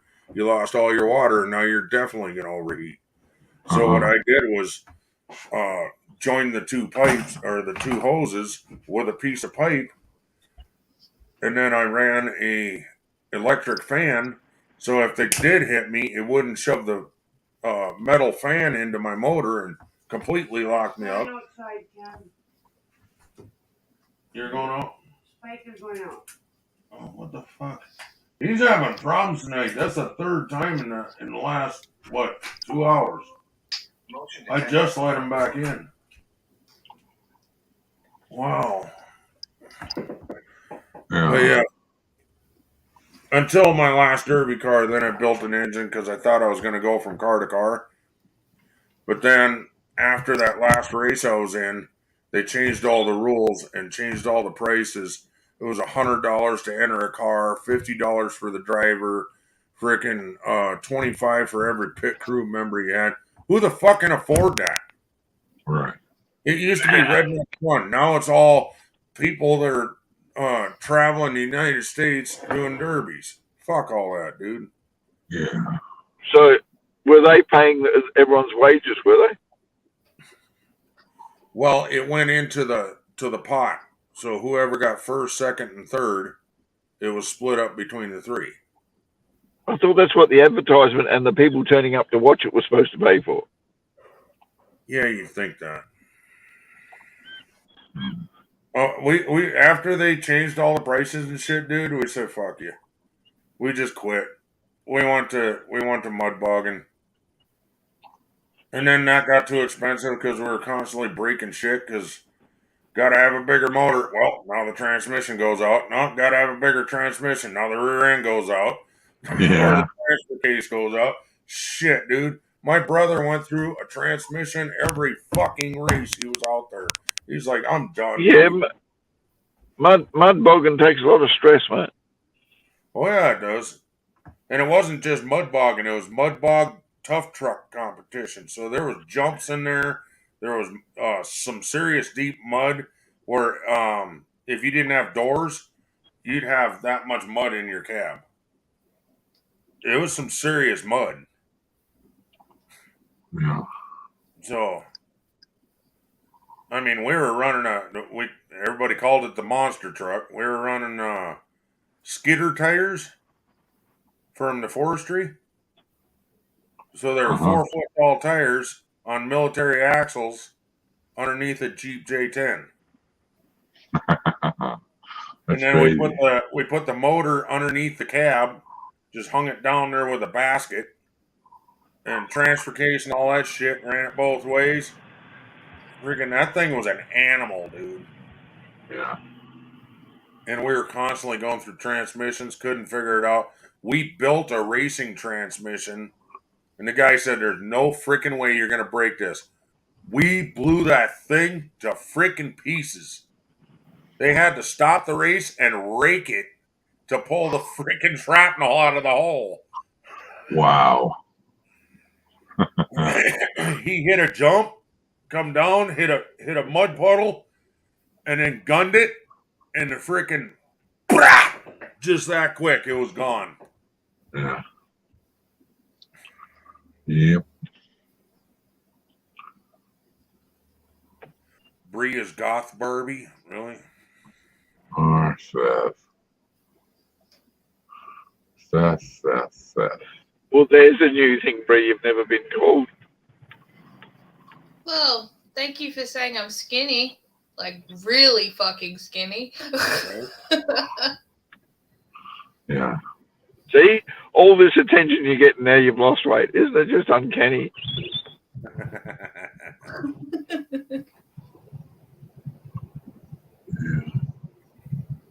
Just, if you don't want the attention, Bree, just lose weight for yourself and then put on a fat suit. Put clothes on. Yeah, I'll pull a shallow Hal, shall I? Yeah, there you go. Yeah, I was going to say just wear really shit makeup, but Harley Quinn made that sexy.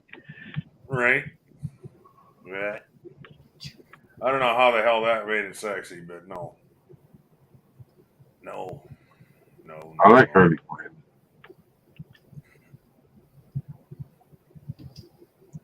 Yeah. So when's he due home? What's that? Well, he was due home like 20 minutes ago. That's why I've texted and I keep looking out for him, hoping he's okay. He might have stopped. You just tell him a text. I'm getting worried. You better have flowers. No, that was yesterday on our 8-year wedding anniversary. Oh, happy anniversary. Damn, that's cool. Thank you. Congratulations, 8 years. You didn't let me know, otherwise I'd have ran a banner for you and did a whole happy anniversary. You forgot? What the fuck? Because Andy had to go to uni at first thing in the morning and I had a root canal appointment. So it's happy birthday.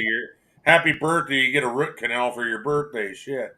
Happy anniversary now. Open wide. Yeah, right?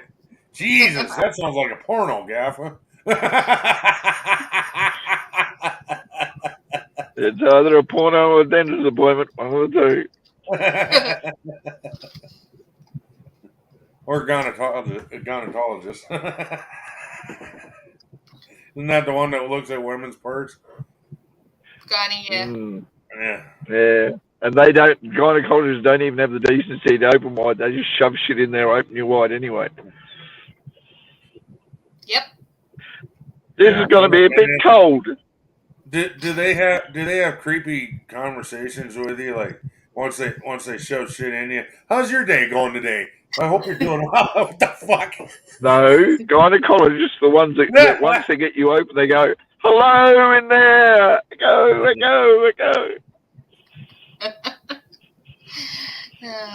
Well, coming from a woman, no, that's never happened to me. They're kind of in and out, but you know.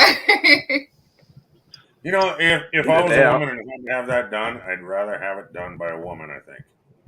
Yeah, I've got a woman doctor. And that's because they know No offense to the men that are that kind of doctor, but they know the woman parts better than a man. I don't care how much Yeah, you fucking study.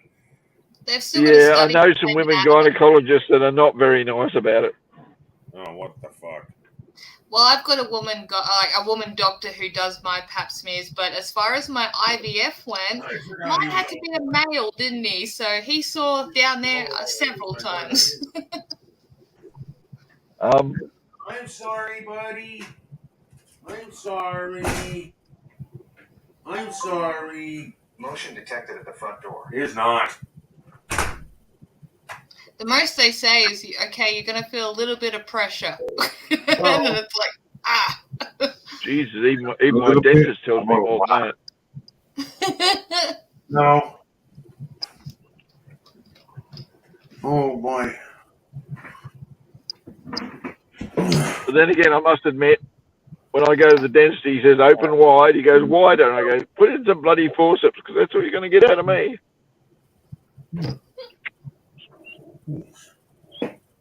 He loves you. I totally love it.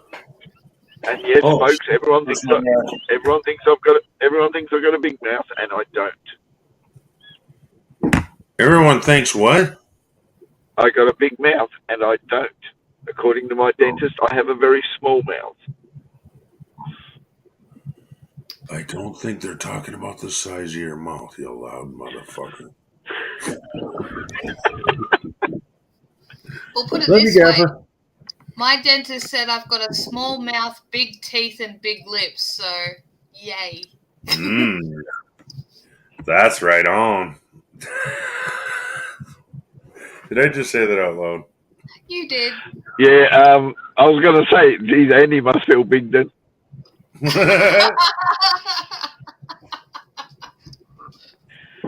Good one.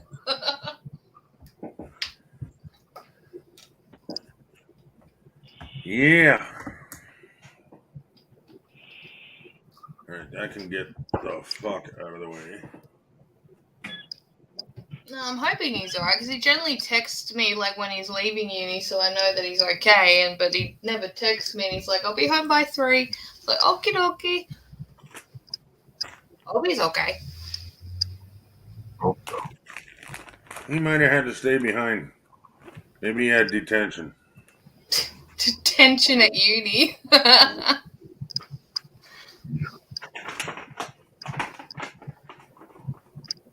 Hey, I would figure out a way.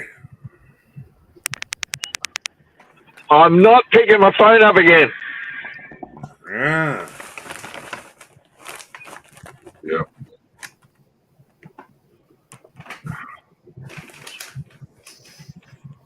Oh, Lord. What's going on? Oh, I don't know what to have for tea tonight. What? I have a question, okay? And I don't mean to pick, but why do you... Okay. Why do you not call it dinner or supper? Why do you call it tea? It's an old English you term. call lunch tea, don't you? No, lunch is lunch. It's an old English term from back in the 50s. Yes, Tea but time. why? That's what I'm asking. What's... Because I thought tea time... I thought tea time was actually a break in the middle of the day to sit down, have a cup of tea, and then go back to work. But It is. So why do you call it tea But time? as far as I know, only in Europe and America do they call it dinner, and only in the last 50 years have we been starting to call it dinner ourselves. Before that, it was always called tea time. Yeah, and I'm asking why. Because we always had, in England, they had more than one meal like during the day. Instead of just having breakfast and lunch, they had breakfast, morning tea, lunch, afternoon tea, evening tea, dinner, after evening tea. Right. yeah, second breakfast. Yeah. They never had dinner. They always had tea because that's what they always had. They had everything. They ate everything with tea. Yeah. Mm-hmm. And supper, my grandparents from England, supper to them was something you had after dessert. It was like a late night snack. Yeah, I call dinner. I call it lunch and supper. I don't ever call nothing dinner. And dinner was something you did, not something you ate. Ooh. See, and here in the U.S., most people call it supper, but if it's a formal thing, then it's dinner. Mm. Yeah, that's okay. I'm assuming in England it was a formal meals with guests and everything was a dinner.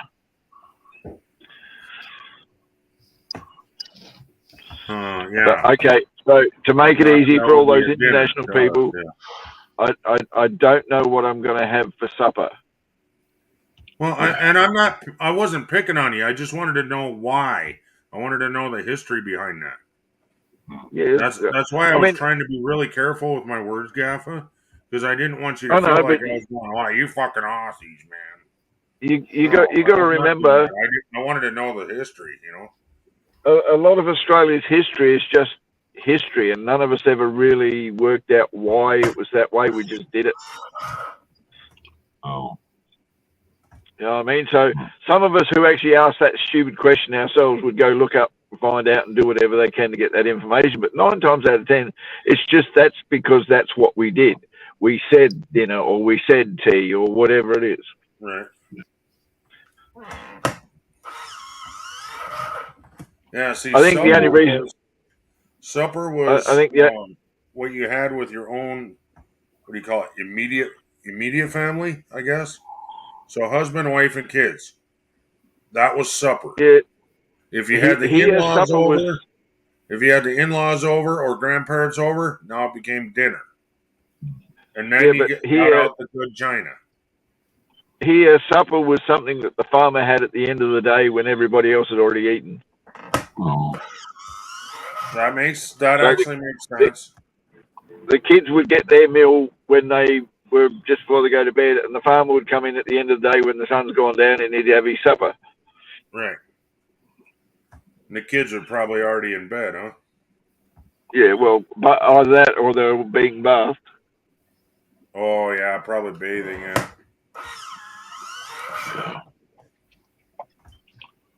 And that also depends on how far back you're talking too, because things were different back in the day. So yeah, no, but I'm sure it was in Australia as well. So yeah, I don't know. In the 50s, we were really a rural farming type community with it was after the Depression, mate. So there's a lot of things were still poor people and struggling and all that kind of stuff. So people from the farm were moving to the city because the pay was better and shit like that. Yeah, that happened here too. But was your depression at the same time as ours? Do you know that? Yeah, ours was all the same time, but the world. Ours lasted a little bit longer than I think America's because we were always that country that had to wait for everything to get to us. Oh.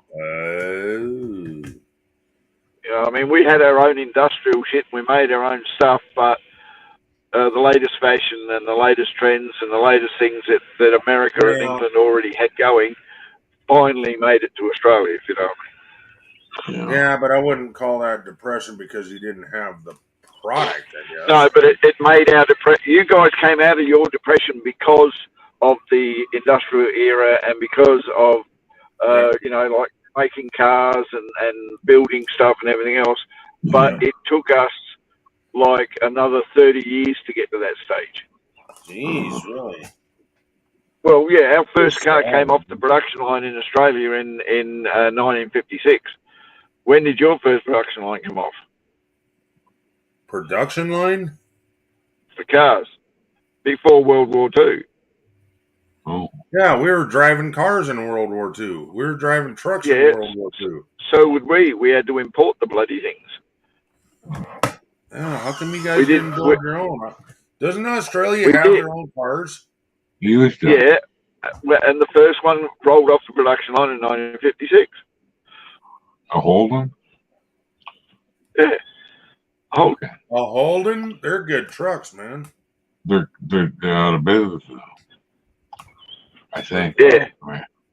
Yeah, GM put us out of business. Of course they did.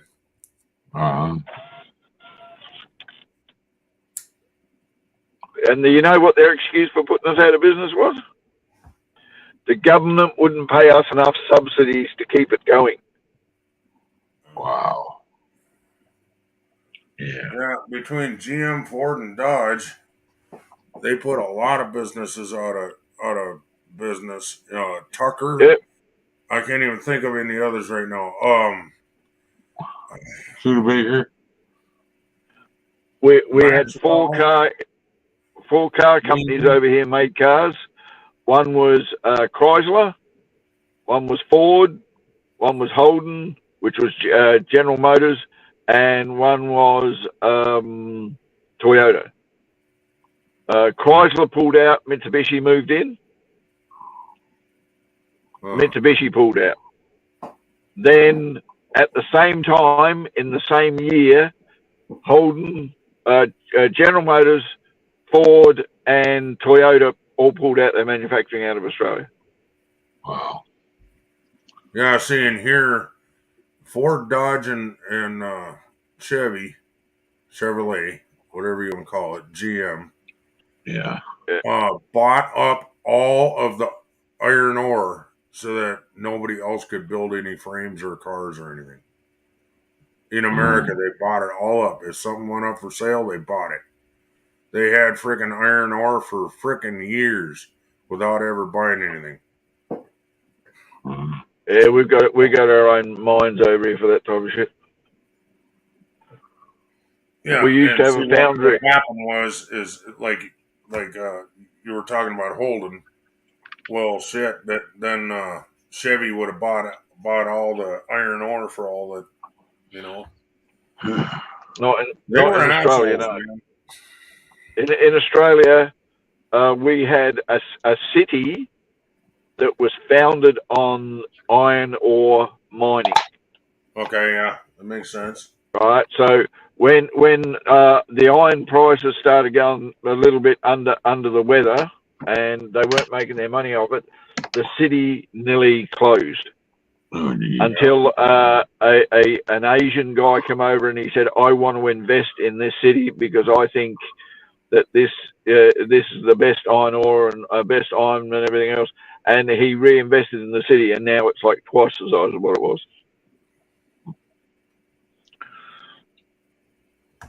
So we have an area up here in South Australia called the Iron Triangle, and it's 3 major cities, all within 100 miles of each other, that all basically link together to keep the Iron Triangle running. Yeah, saying here it's all gold, silver, diamonds, shit like that. I mean, there's gold towns that are abandoned up in the hills. They were built to mine gold. When the gold dried up, they all just pulled up. Pull up the bootstraps and walked away. Oh, yeah. Yeah, we got a place like that in Victoria, where the old goldfields used to be. There was a town there that was built just for the gold rush, and when the town closed down, they turned it into a tourist attraction. Yeah, they did that with some of them here. What kind of mining did they do over there? Shaft mining and blazing sluicing. Yeah, where you dig a shaft to follow the seam. Yeah, here they dug a tunnel and went in and dug out the coal. Yeah, here they dug deep, straight down, and followed the seam, and they went left and right as the seam headed off in that direction. Then they went deeper and so on. Here it's all mountains, so they just went into the side of the mountain looking for gold, looking for coal. Yeah, I'm not going to say they didn't do that, but most of our gold rush was pan golding. You know what I mean? You'd find it and you'd dig it up and you'd pan it. Out of the river. Yeah. Yeah. most of it, don't get me wrong, it was back in the bloody 1800s, that was, isn't it? Died pretty quick too. Yeah.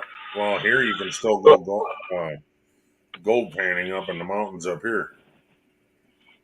Oh, you can still do it here. You can also walk around the middle of nowhere in Australia and find nuggets if you've got a metal detector. Oh, sure. I mean, some of the biggest nuggets we found were just laying on top of the ground. Jeez. Some guy was doing. You have a look on YouTube, you'll find it. Some guy was metal detecting west of where I live in the what we call the Big Nullarbor Plain, and he was just metal detecting because he thought that was a good area where the gold was, and he come across a nugget that was like 4 inches around. Holy crap! Yeah, he got paid. Oh yeah. Hmm. I wonder how many rings that went into. Uh-huh. I don't know. He probably still got it as a trophy too. Mm. Some people do. They go, "Oh look, I got the biggest." And I mean, just the fact that he's getting a lot of money for people coming to have a look at his bloody gold would be something I'd think about. You know, I mean, selling a gold nugget for whatever amount is enough, but then to make it a tourist attraction, you can make money off it like you wouldn't believe. Yeah, I suppose. We got even go on tours and stuff of the old mines, and then on your way out, they hand you a pan if you want to go gold panning, and they even have a sign up there: 99.9% chance that you will get gold. Not gonna get rich off of it, but you will get gold. Yeah. And you can go home with this little vial that's about this big with your little tiny pieces of gold in there. Yeah. You go and try and sell it, and it's like, here, we'll give you 15 cents. Yeah.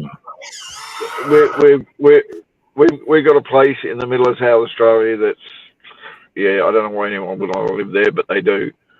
All they do is mine opal, and there's stores there that do nothing whatsoever but buy and sell opal. They buy. What the hell's opal? That a gem? Yeah. Yeah. Okay. I just wanted to be clear on what you were talking. And the store will buy the opal from the miners at a reasonably good price, turn it into jewelry, or depending on the quality of the opal, turn it into a gemstone that people would like to keep, and then sell it for like 10 times the amount that they paid for it. Well, they are putting in work into it. They're not just selling a rock. Yeah, not as much work as what the miners are doing. I'm telling you now, the miners work really hard for their opal, and they get not much for it. They get a lot of money. Don't get me wrong. It's not. I know guys who spend their lives up there mining opal, and they make a good living out of it without actually becoming overly rich. But you know, that's good life. Right. But the people who buy and sell the opal are the ones who've got the money, if you know what I mean. Yeah, that's where it goes from hard work to corporal or corporate. Yep. Sorry, I said the word wrong. But tourists go up there and they go, "Oh, I want to see an opal mine." And the good thing about it is, some of the opal mines were turned into things like hotels and gift shops. Okay, and that else. would be fucking cool. Once they ran out, and the way they did the opal mines here is they did boring. So they'd bore into the side of the hill or whatever it is to look for the opal, and whenever they wanted to chase a seam, they would empty it the hole. They'd blast big holes in the side of the what's name to get to the opal, and then they'd sift the opal out of it and get rid of the shit. So some of the miners used to turn the mines that only went so far into the mountain into their houses. Yeah. So they'd clean up the hole that they blasted, and they'd put a door on the front of it, and that would be their house. And if they wanted another room, they just blasted another room. Oh, wow. Okay, that would be freaking cool.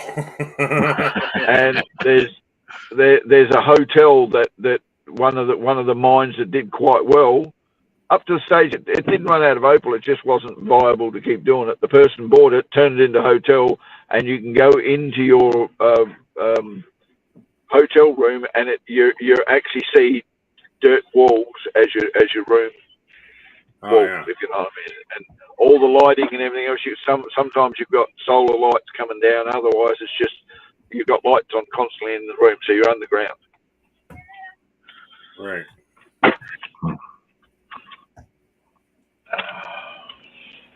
Yeah, if you want to look up a big mine here, they have Home State strip mine in Deadwood, South Dakota. Yeah, but there are some places in America where you can actually buy space in an old missile silo as a house. Yeah, it costs a lot of damn money though. I know, but it's like a small community under bloody ground. Yeah, my what was it? No, not my father-in-law. Anyway, somebody that they were related to was being paid by the government to have the missile silos on his land. He was not allowed inside the fence. It was just a small area that used to be his field, but they paid him a bunch of money to have the missile silos there. Well, when they pulled the missiles, they said, "Here's your choice. You can give us X amount of money because we'll have to go in and clear it all out. So you're going to pay us for our time to clear it all out, or we can just fill it with concrete." Well, they didn't have the money, so they filled the damn thing with concrete.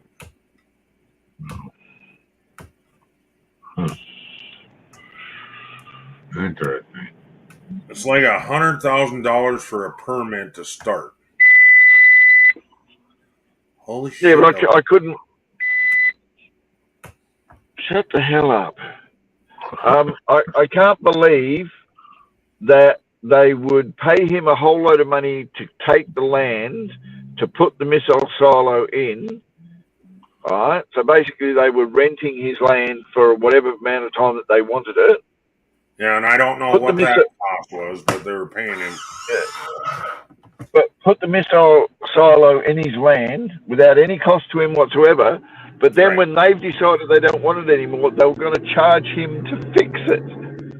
I'm going. Or they'll fill it with concrete. See, the deal is they left all the military stuff down in there, and then filled it with concrete. If he wanted that silo, he had to pay them to move all that stuff out because it was like military secret some shit. How much would it cost him to do that? They wouldn't allow him to do it. It had to be military.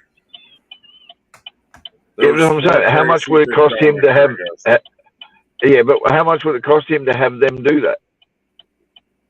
It was $100,000 for the permit, and then cost on top of that. So I don't really know. Because I'm thinking if you were able to turn it into a prepper's village where people could come down there and you would have made some money. But he didn't have $100,000 plus. No, I understand that. I'm just trying to consider the cost of what to pour concrete down there would have cost them more than $100,000. Yeah, but because those missiles, they didn't have to pull out the computers and everything. They didn't have to pull the computers and everything out that ran the missiles. They just put concrete over the top of all that shit.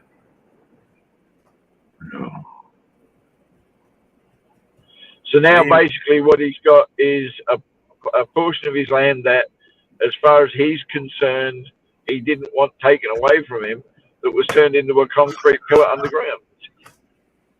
It's down far enough he can still farm on it because they put topsoil back over the top of it after they capped it. But the entire silo is filled with concrete. Dude, can you imagine how much that would cost? Holy shit. Yeah, a lot of concrete. But the whole deal was they wanted to hide the secrets of the silo.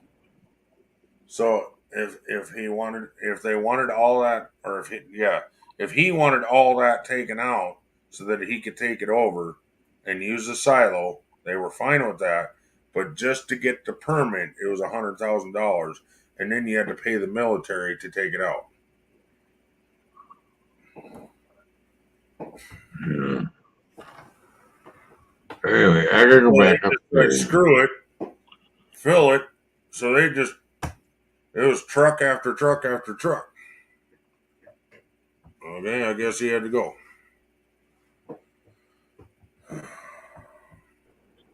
Who had to go? Mike. Yeah, he does that, doesn't he? Well, he said, I gotta go, and then just boom, he was gone. Look who came home. Andy, Hello. we were worried sick. Oh, Hey, no. beautiful. I'm alright, I'm here. Hey, gorgeous. How are you going? Oh, You better missed now the you're cooking here. show. Oh, mwah. You missed the cooking show. Mate, we had to look. We Who bought what? we had to look at we had to look at Bree this whole time. Oh, I'm so sad for you. Yeah, I would be. What did we burn today, Ken? You made a really nice burger. Or two. It was nummy, nummy, nummy, nummy, nummy. It looked nummy.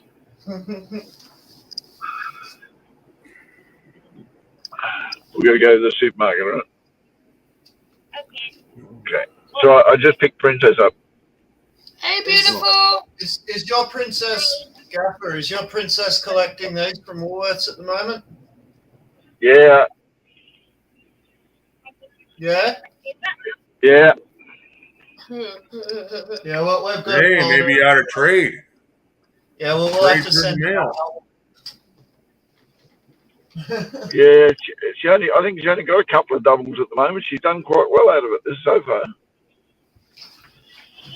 But she also collects AFL cards, believe it or not. She actually spends her money on buying AFL cards. When I get money,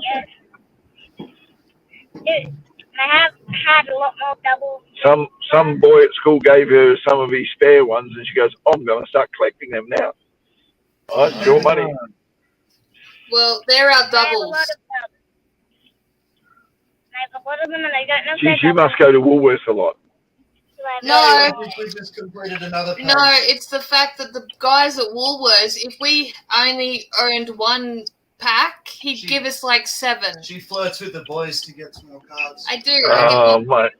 Yeah, No, it's that low cut T-shirt, you know, And right, Andy, stop wearing low cut t-shirts. and high boots. They all just like me for me. They'll give me an extra star. I get the old ladies giving me heaps. Yeah, you tell the story how you want to. We know the real story. Low cut T-shirt, high boots. The Easy one to that shorts. because I do home deliveries now. I don't get time to go do the shopping all the time, so I get mine home delivered, and they count out the packs to make sure I get exactly what I'm supposed to get. That's good. It's not good. I know. We used to go shopping, and the guy in front of who didn't have any kids would get the packs, and he goes, "Oh, is your daughter collect these?" You go, "Yeah," and we'd end up like with 20 instead of 4. Yeah.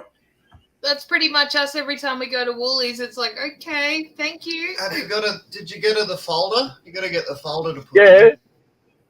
First thing I got it was the folder when they first go, all right, no, send me a folder and whatever.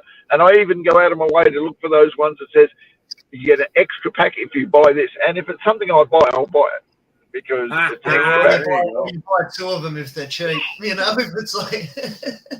Yeah, Hey, unfortunately, I've been doing. If they say extra for something that you don't buy, you can donate it to the food bank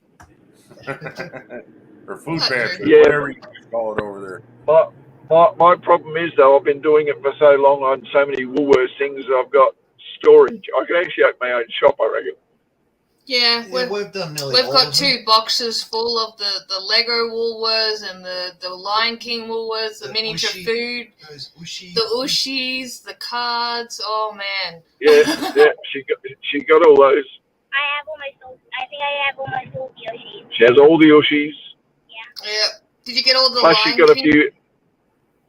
I don't know. I'd have to have a look at that. Yes, I think we have all the Lion ones. Did you get all the Lion King? Yes, we did get all the Because Lion King. her mother has friends that go to Woolworths and they swap. So if there's any there you pairs or go. something, or if Amelia needs anything, they'll go out of a way to find them for her.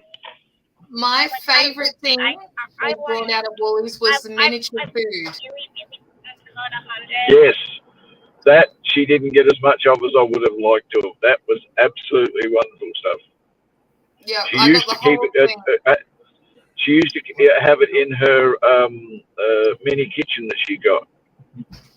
Yeah. We got the first album completed, but I don't think we got the second one they brought out. Oh yeah, the second, because they brought out 2 albums. We got the first one completed with all the original stuff, but then yeah, we only got half of the second one completed. Yeah, she didn't get the first one, but I think she got the second one. Oh, there you go. The mini You guys food ought to thing, do a private live Vegemite stream. and all that stuff. No, I never completed either of them. Oh, you didn't complete the second one. All right, my No, I bad. never actually collected them. Yeah, you did. Yeah, but I eventually still just didn't get Problem is, you have to spend a certain amount at Woolworths, and if you don't do it or you don't need to that week, it's like you really seriously do I have to spend that much? Mm. Just give us fun. Because we don't spend. Sometimes I'm lucky if I do $100 at Woolworths, because we do fruit and veg and butchers separate. Oh, okay, smart. Well, I go to a butcher to get fresh meat, and I go to the fruit and veg, which is right next door to it, to get fresh fruit. And Amelia loves to go to the fruit and veg and shop. She's the one who does the shopping at the fruit and veg. I don't do nothing. I just tell her what we need. That's a good girl. She takes her little trolley that they got at the fruit and veg, and she walks around and she puts it all in, and she goes to the small goods store and she orders the small goods and the meats and all that stuff. Oh, It's good to teach her responsibility like that, man. And then when we get to the checkout, she goes, "Dad, card." Typical daughter. My daughter did the same thing. Dad card. Nowadays, you give me the card. You just give me the card. Yeah, now I don't even wait for it. I say, "Amelia, don't forget this." Because she goes, "Go away. I'm doing the shopping." So I have to go stand over near the exit and watch her do the shopping. Yes. That's so great. Sometimes I even want you to go outside. All right, guys, I got to go in the supermarket. I got to do a couple of things, so I'm going to have to drop off. Thanks for having me up. Bye. Yeah. Bye. See you later. Hold on, before I do. Oh, hey, beautiful. Look, Bye. I have my rope.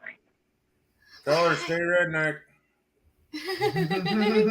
Oh, she's growing up so fast. Damn, what happened to that little tiny thing that when I first met Gaffa? Holy shit. I know. Now she's in a school uniform. No, it was she could barely talk and was walking down Yeah. the beach, bloody Yep. picking seashells up with us, you know? Yeah, she was like 4 years old when we first met her, like in person, and it's like now she's like a baby. Yeah, and she would have been younger than that when I actually met Gaffa. Yeah. Oh, geez, I think you guys knew Gaffa before I did, didn't you? No, we met Gaffer through you. We met, yeah.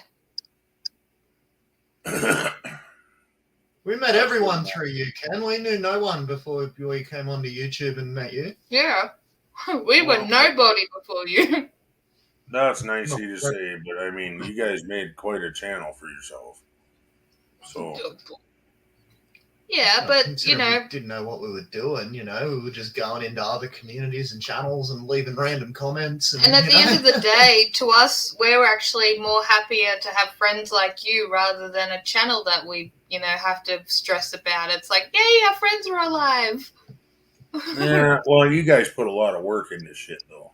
But I got to admit, I spent a lot of hours editing videos, so like it'd be good to get into it again one day. But you know, it's just we've been too busy with life. It's just a matter of going out and filming content. The new thing now, Anthony. Holy shit, I called you Anthony. Good one. Andy, the new thing now is they call it a raw video. So like when you're going out hiking or whatever, You just do that, but then you go through it real quick and take out all the stupid shit where you're like panning the freaking camera too fast and cut that part out, or Bree accidentally says something. Oh, I can't. I forgot we were on camera. Cut that shit out, or you say something, or whatever. Yeah. You go through and just kind of cut that shit out. Put your opening, put your closing. Bye. That's pretty much what we did. Like Andy always had to cut out a lot of swearing in our videos. Oh, well then here's what you do then. Just for fun, you do it like the old school TV where the swearing was just bleeped over. That'd make it more fun to watch. I've done that in the past. I used instead of the bleep sound, I made little birdie sounds. So every time, you did that for the mud video when I fell in the mud, and so he made birdie sounds when I was swearing. It was birds chirping when she saw. What comedian was that? He was a stand-up comedian, and then he went into like a talk show. And every time somebody swore on his I almost called it channel, on his show, they go, "Ay caramba." Every swear word is "Ay caramba." Oh, there's been so many bloody comedians that have turned. And I can't remember his name now. Sounds like some Mexican program. Ay caramba. Ay caramba. Well, he had different ones too. Where, God, I can't. He was from a different country too, and I can't remember what it was. Mexico. No. He was a white dude. I think he was like from like Australia, England, something like that. Because he had a real strong accent. Right. Of course, then you guys think Americans have accent. We don't have accents. Everybody else does. Well, you do. She's trying to bloody learn one now, and it's not easy. It's not good enough. But what's funny is I met my cousin for the first time, and like we figured it out. It was 20 some years. Oh, no, wow. It was 30 some years since we've been together. And he's like, "You got quite the southern accent on you." I'm like, "It's probably from talking to all the fuckers online, man." Probably. Yeah. Going back to North Dakota, they have a hell of a what do you call it? Accent that's just, you won't hear it anywhere else. Only in North Dakota. Like WTF Mike, if you listen to him, every once in a while it'll come out. He doesn't have that accent all the time. But you start asking him about farming or something, that accent comes out.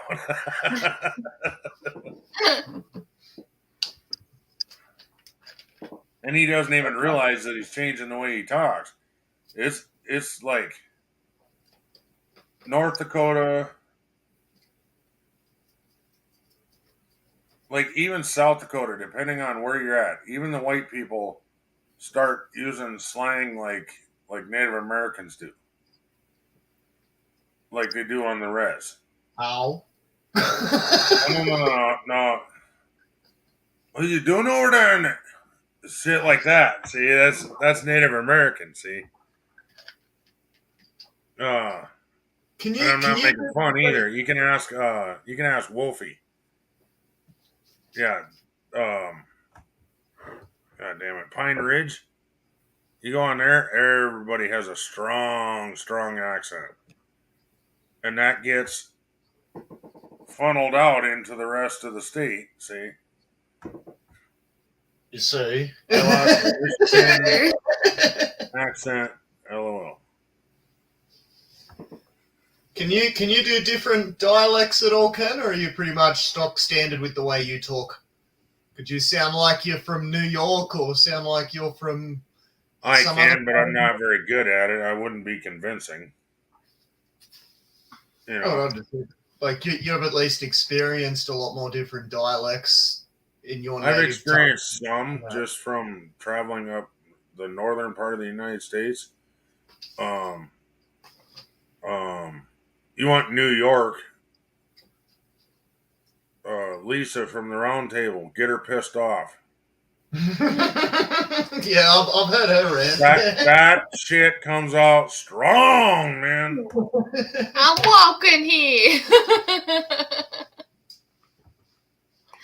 No, because the friggin' play that I'm in at the moment, because I'm in 2 plays at the moment. The one that I'm rehearsing for tonight is the one that he wants me to learn a Boston accent, but I can't get it. I keep going with yeah. But like what I keep coming up with is a Southern accent because that's what rolls off my tongue better. Talk normal, but okay. What everybody thinks is an American accent, first of all, talk like that. And then instead of saying car, you say ka, ba. Going to the ba and my ka. They say ba and ka, shit like that. Yeah. Like I'll hang on a sec. I'll grab my script and I'll read you a short passage because like he did say to me, if you can't get the Boston accent, we'll just stick with the Southern. But I'll show you what I got.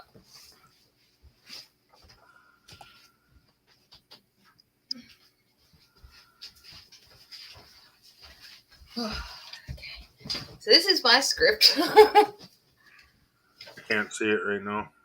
Oh well, it's just like a lot of pages. This is just for me. Okay. But I won't. I'm just going to read like a tiny little short paragraph here. Just ignore what I'm doing right now. What? Just ignore what I'm doing right now. Ignoring. Okay. Well, I'm from Boston, probably. So the accent I can, like, I'm still working on it, but the best I can do so far is this. I don't have any of my stuff at the house in the country. I gave back my set of car keys, all my keys, the car, and both the houses. I kept my old apartment on West 10th Street all this time. I didn't even sublet it because I figured I might need it in a hurry. And I was right, wasn't I? That's way too Southern. Yeah. Here, I'll play this. See if this helps you at all. The problem is you're not around it, right? So I wouldn't be able to copy it, but I've heard. Okay, Boston would be like Jimmy C. and his wife. Oh. His wife has a real strong accent. And Mark Wahlberg. Yeah. But that's your voice. Huh? But that's your voice. That's what it's like. No, I mean, no. I would have to put it on to do a really sharp one. Go on, give me. Teach me a little Boston phrase. What should I say if I go to Boston? You can't really do it without swearing. Okay. But let's see. Like they're interested. Like you would say like the word ma, right? Ma. For your mother. Yeah. Ma. Yeah. So you'd say, is ma downstairs? Ma. Ma downstairs. But if that Ma word was followed by a vowel, you'd have to add an R. So you'd say, is Ma upstairs? Is Ma upstairs? Yeah. Ma Is that all right? Is Ma upstairs? Ma Is Ma upstairs. You Okay, that was really stupid. They use a lot of sounds. Aw. Ma. Let's see if this helps. My name is Marty. I'm an actor, and I have an audition in 24 hours where I have to do a Boston accent. I think I might need a little help. I tracked down Paige Clements, who's a professional dialect coach here in New York City, and hopefully she can help me master my Boston accent for today's audition. So I have come to you because I need a little help. Wonderful. I have an audition coming up, Great. and I need to master a Boston accent. When is your audition? Today. Okay. All right. Yeah. Really, to master an accent, you would practice for anywhere from 3 to 4 to 5 I've just been wicked distracted lately between the love of my life moving away and my aunt's shop closing. I've got no idea what's next, but if this game gets rained out, I'm gonna go down to the Packy for some beers. You see if Ricky's around. I can't sit around this house anymore. There's too many memories. You're quite the actor, Marty. So here's what I want you to do. First of all, take a back step from actually trying to do any acting connection. I would say this to anybody, whether your audition is in 5 hours or 5 weeks. Choose a person to listen to.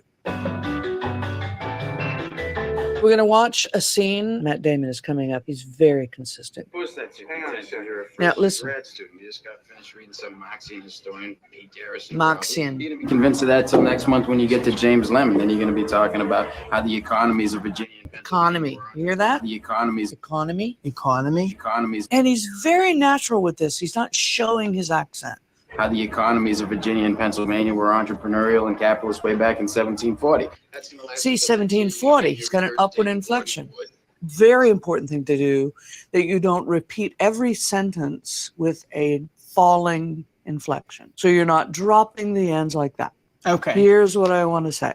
Instead of, here's what I want to say, I want to finish the thought out here. Way back in 1740. 1740. So he's got that upward inflection. The sky's wicked dark. I think we got a storm I never coming would in. have picked that Last up. half is going to be a parking lot. Don't drop that. It's going to be a parking lot. Yeah. Ah, okay. Okay. You know, doesn't mean that every single thought has to be up. I just don't want you to be mindful that the habit, especially for the average American, is to drop it down. And that's how you could use an actor or anybody to help you break it down. Right. But if you watched The Departed, you've got really good accent work and so-so accent work. We have a blind spot. Why do we have a blind spot? Do you hear the difference between the usage of the word spot? Blind spot. Blind spot. He went spot. Spot. Yeah, do you hear that? Yeah. Okay. So who was right? Him. Mm-hmm. Any calls? They turned off their cell phones. Search randomly for calls made from the area. 807 phones are live in this area. To narrow the area. What you see there for service is what you're going to get. Yeah, why the fuck did they turn their phones off? All these guys speaking, right? And then all of a sudden, Mark Wahlberg walks in and his accent's perfect. Again, not that every single human being in a film or a play has to sound exactly alike. So choosing one person instead of trying to listen to 5 different people. If you're going, I'm going to sound like Mark, Who put the fucking cameras in this place? then he's going to be the one to help you. Who the fuck are you? I'm the guy who does his job. You must be the other guy. That was a good A line. lot of accents are housed primarily in one area. Boston has a little bit of forward and up almost into the mask. That's why some people sound a little bit more nasal. There's a lot of lateral sounds. So that's where we're going to start. I want you to think of the ah sound, which makes your lips feel very flat, horizontal, relaxed, and the resonation of the vowel is in the front of your mouth. So it's going to feel right here around your lips. Okay. Specifically, Southie, which is what I think we're going to go Yeah. for, is the ah in pat. So just say that word, pat. Pat. Now say man. Man. What you did was actually terrific already for Boston. In the word man, you've got 2 nasal consonants. You've got an M and an N. And normally with the Southie accent, that ah sound becomes nasal prior to an M or an N. Just say these words with me. Say mass, Mass. pat, Pat. man, Man. cat, Cat.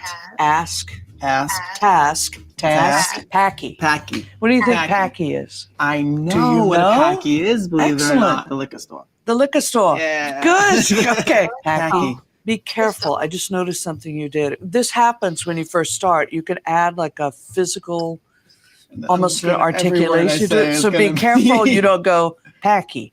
That's ass. Because then your audition may look like that. Look And you're crazy, wondering, yeah. why are my shoulders a part of this audition?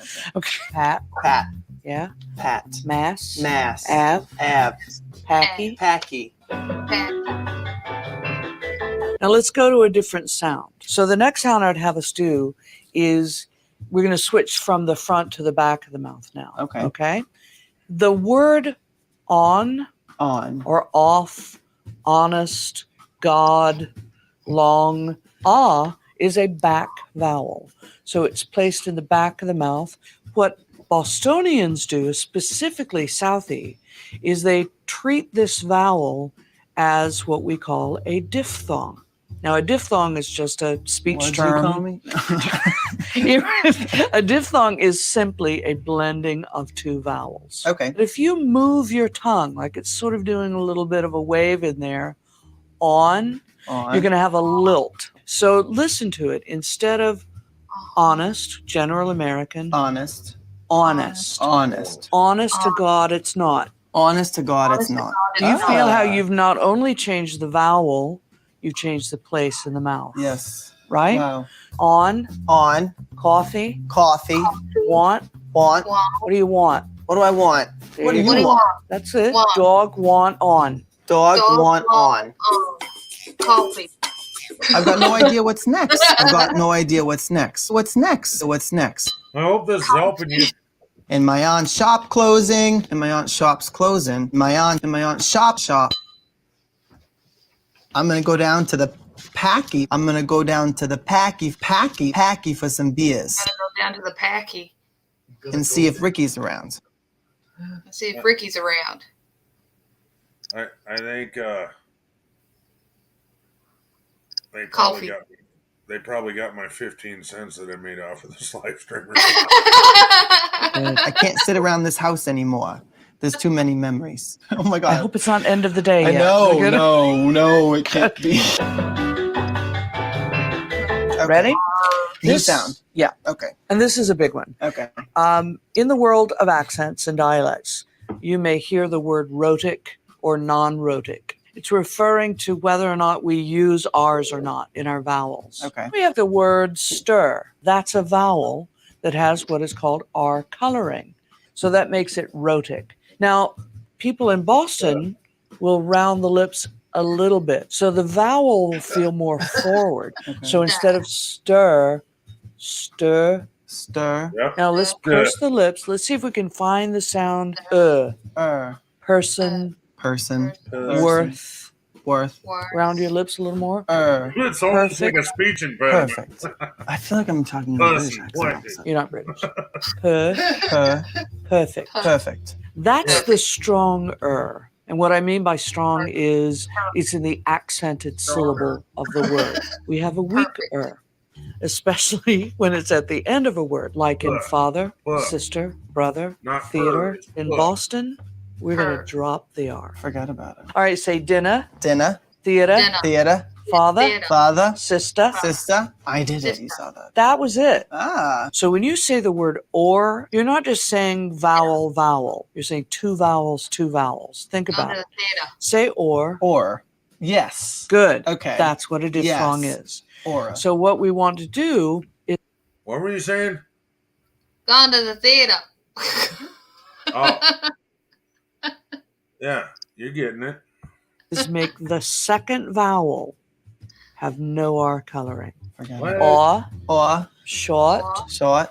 So you're relaxing the lips a little bit. Boston's just like a chill. They're cool. It's a about little it. mushier, Yeah. of course. Of course. Short. Short. Park. Park. North. North. Start. Start. Smart. Smart. Smart. You're smart. Thank you. Smart. Work. Work. Earth. Earth. Certainly. Certainly. Of course, Orchard Moor. Of course, Orchard Moor. There you go. That's great. Ooh.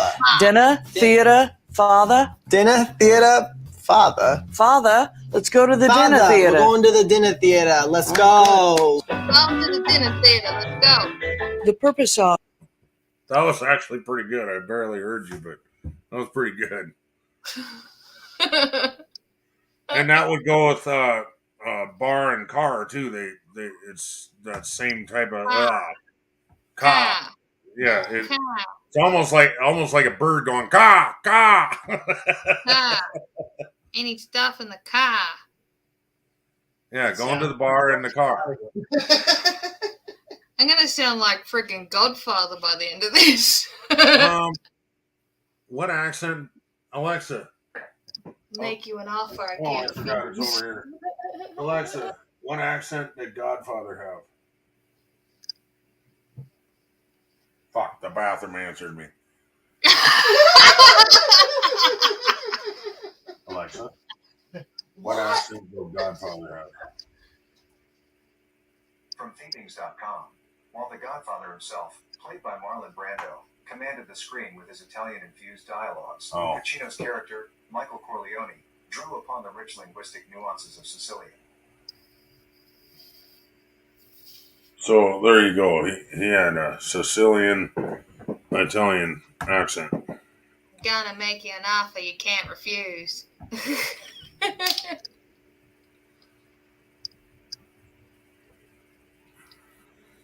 Ready for more?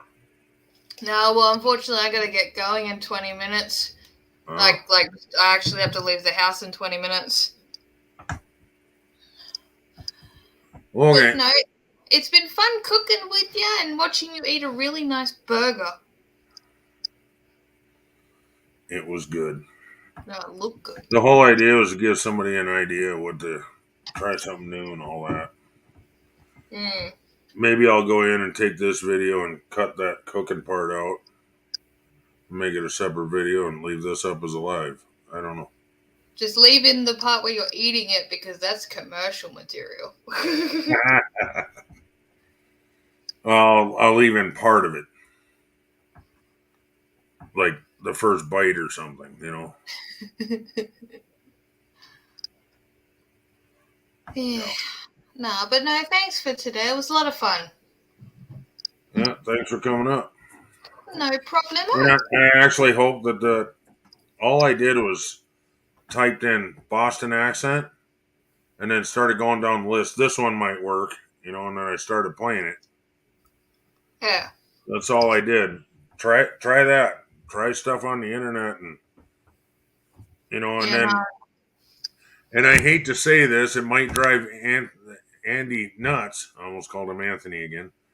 It might drive him nuts, but tell him for this part I need to practice. So become Boston.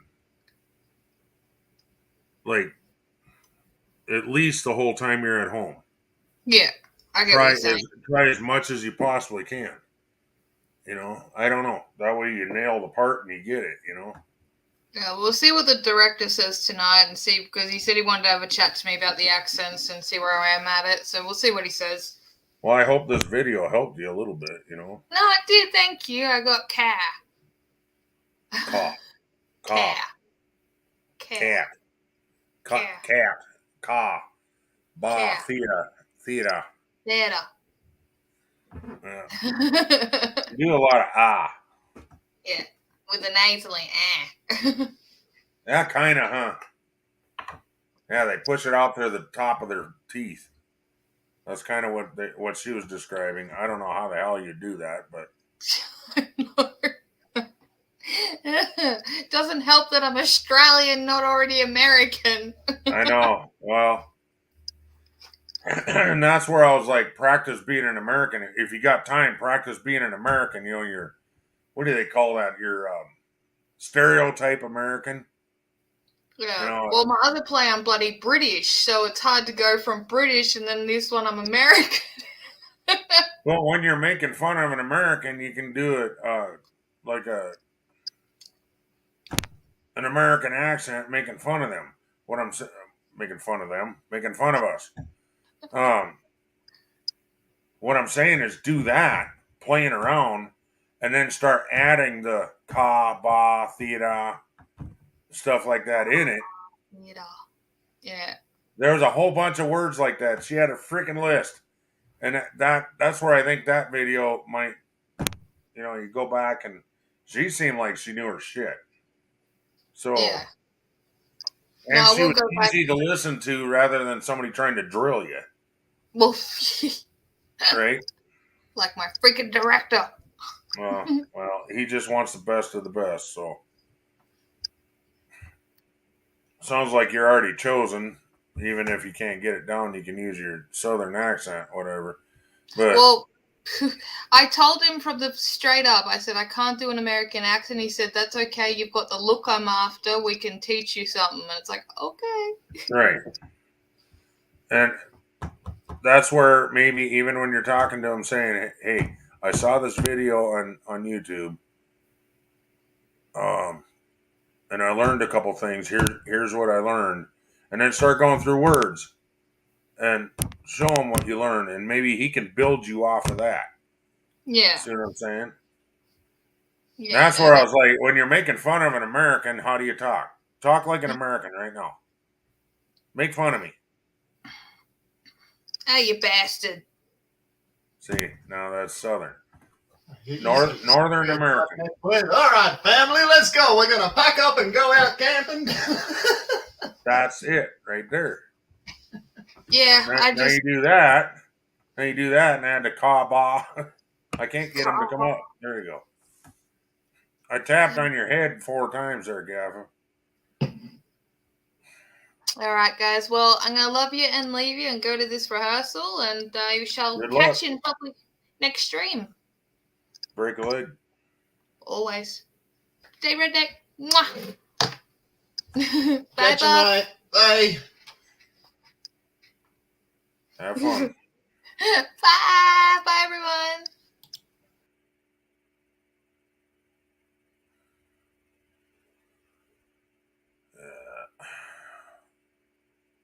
She's got to throw her shit together and get out. Oh, she does well. I just played that video for her, hoping she'd catch on. It'd take me longer than that few minutes to catch on to anything like that, but she caught on pretty fast. It sounded like a Boston. I don't know. Other than like, I don't think Jimmy's from Boston. I think he's from what, Michigan? Something. I don't know. Somewhere up there.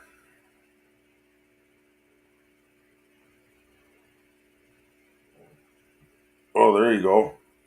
Talk to Squirrel. He's got quite the accent. It's not quite Boston, though. I think he's from Massachusetts.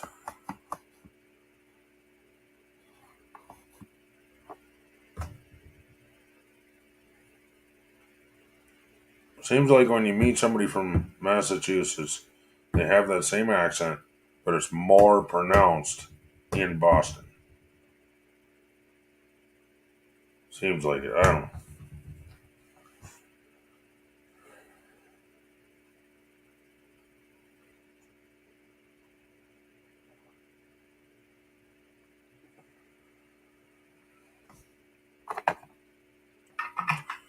Uncle Ken. Did you get all your shopping done there, Gaffa?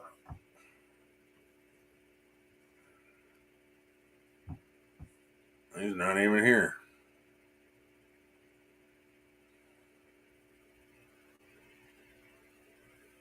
Anyone know what pop is? Soda pop. Soda pop. Pop.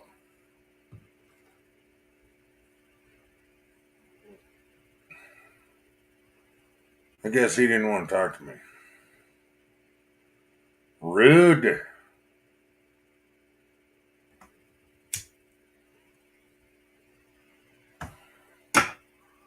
Yeah, I hope she freaking nails it, man.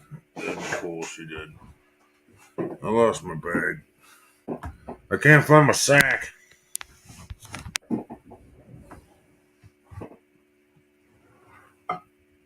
Uh-oh. Oh, I think I shoved it back in here, didn't I? Yes, sir.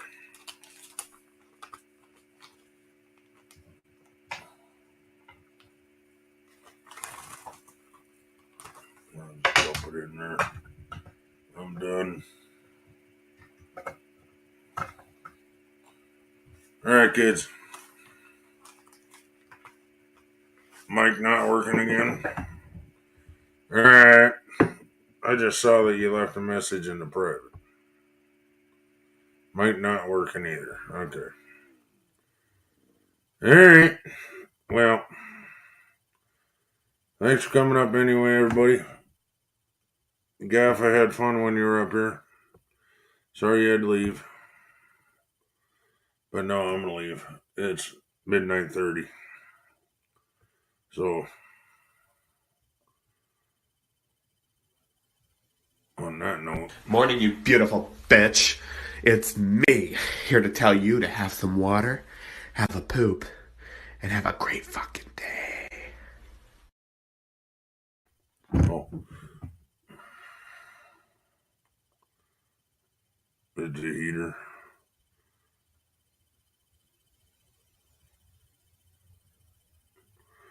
Yeah. All right, kids. Nice you can come over. Stay well. I enjoyed all the conversation. Had a great night tonight. Cooking stream was kind of cool. Previous live stream was really cool. A lot of people donated. I appreciate it. We really needed the help. And it will go into good use. So thank you very much for all the donations and everything. Have a good night. Stay redneck.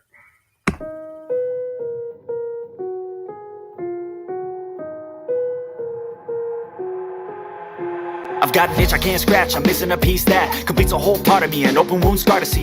Everybody come here, gather round, welcome to the freak show, the best in town. What the hell's wrong with me? I don't get along with anybody, honestly. I've been living in my own head constantly, thoughts jumbled round, think I need a new lobotomy. Wait, all these thoughts are too negative. I don't wanna get lost in the sedative. Gotta show them what I got, I'm competitive. You know I'm about to go off, I won't let them win, I'll take a stab. I wanna chase the bag, I wanna weigh, I can change all the things I lack. I gotta face the facts, I got a taste in that. Got me obsessed with the rest, I got an itch to scratch. I'll give up everything. If I could see my dreams, I'll make things right. 'Cause I'll do anything to make what I want a reality. Don't let go. Thanks for watching. Stay redneck.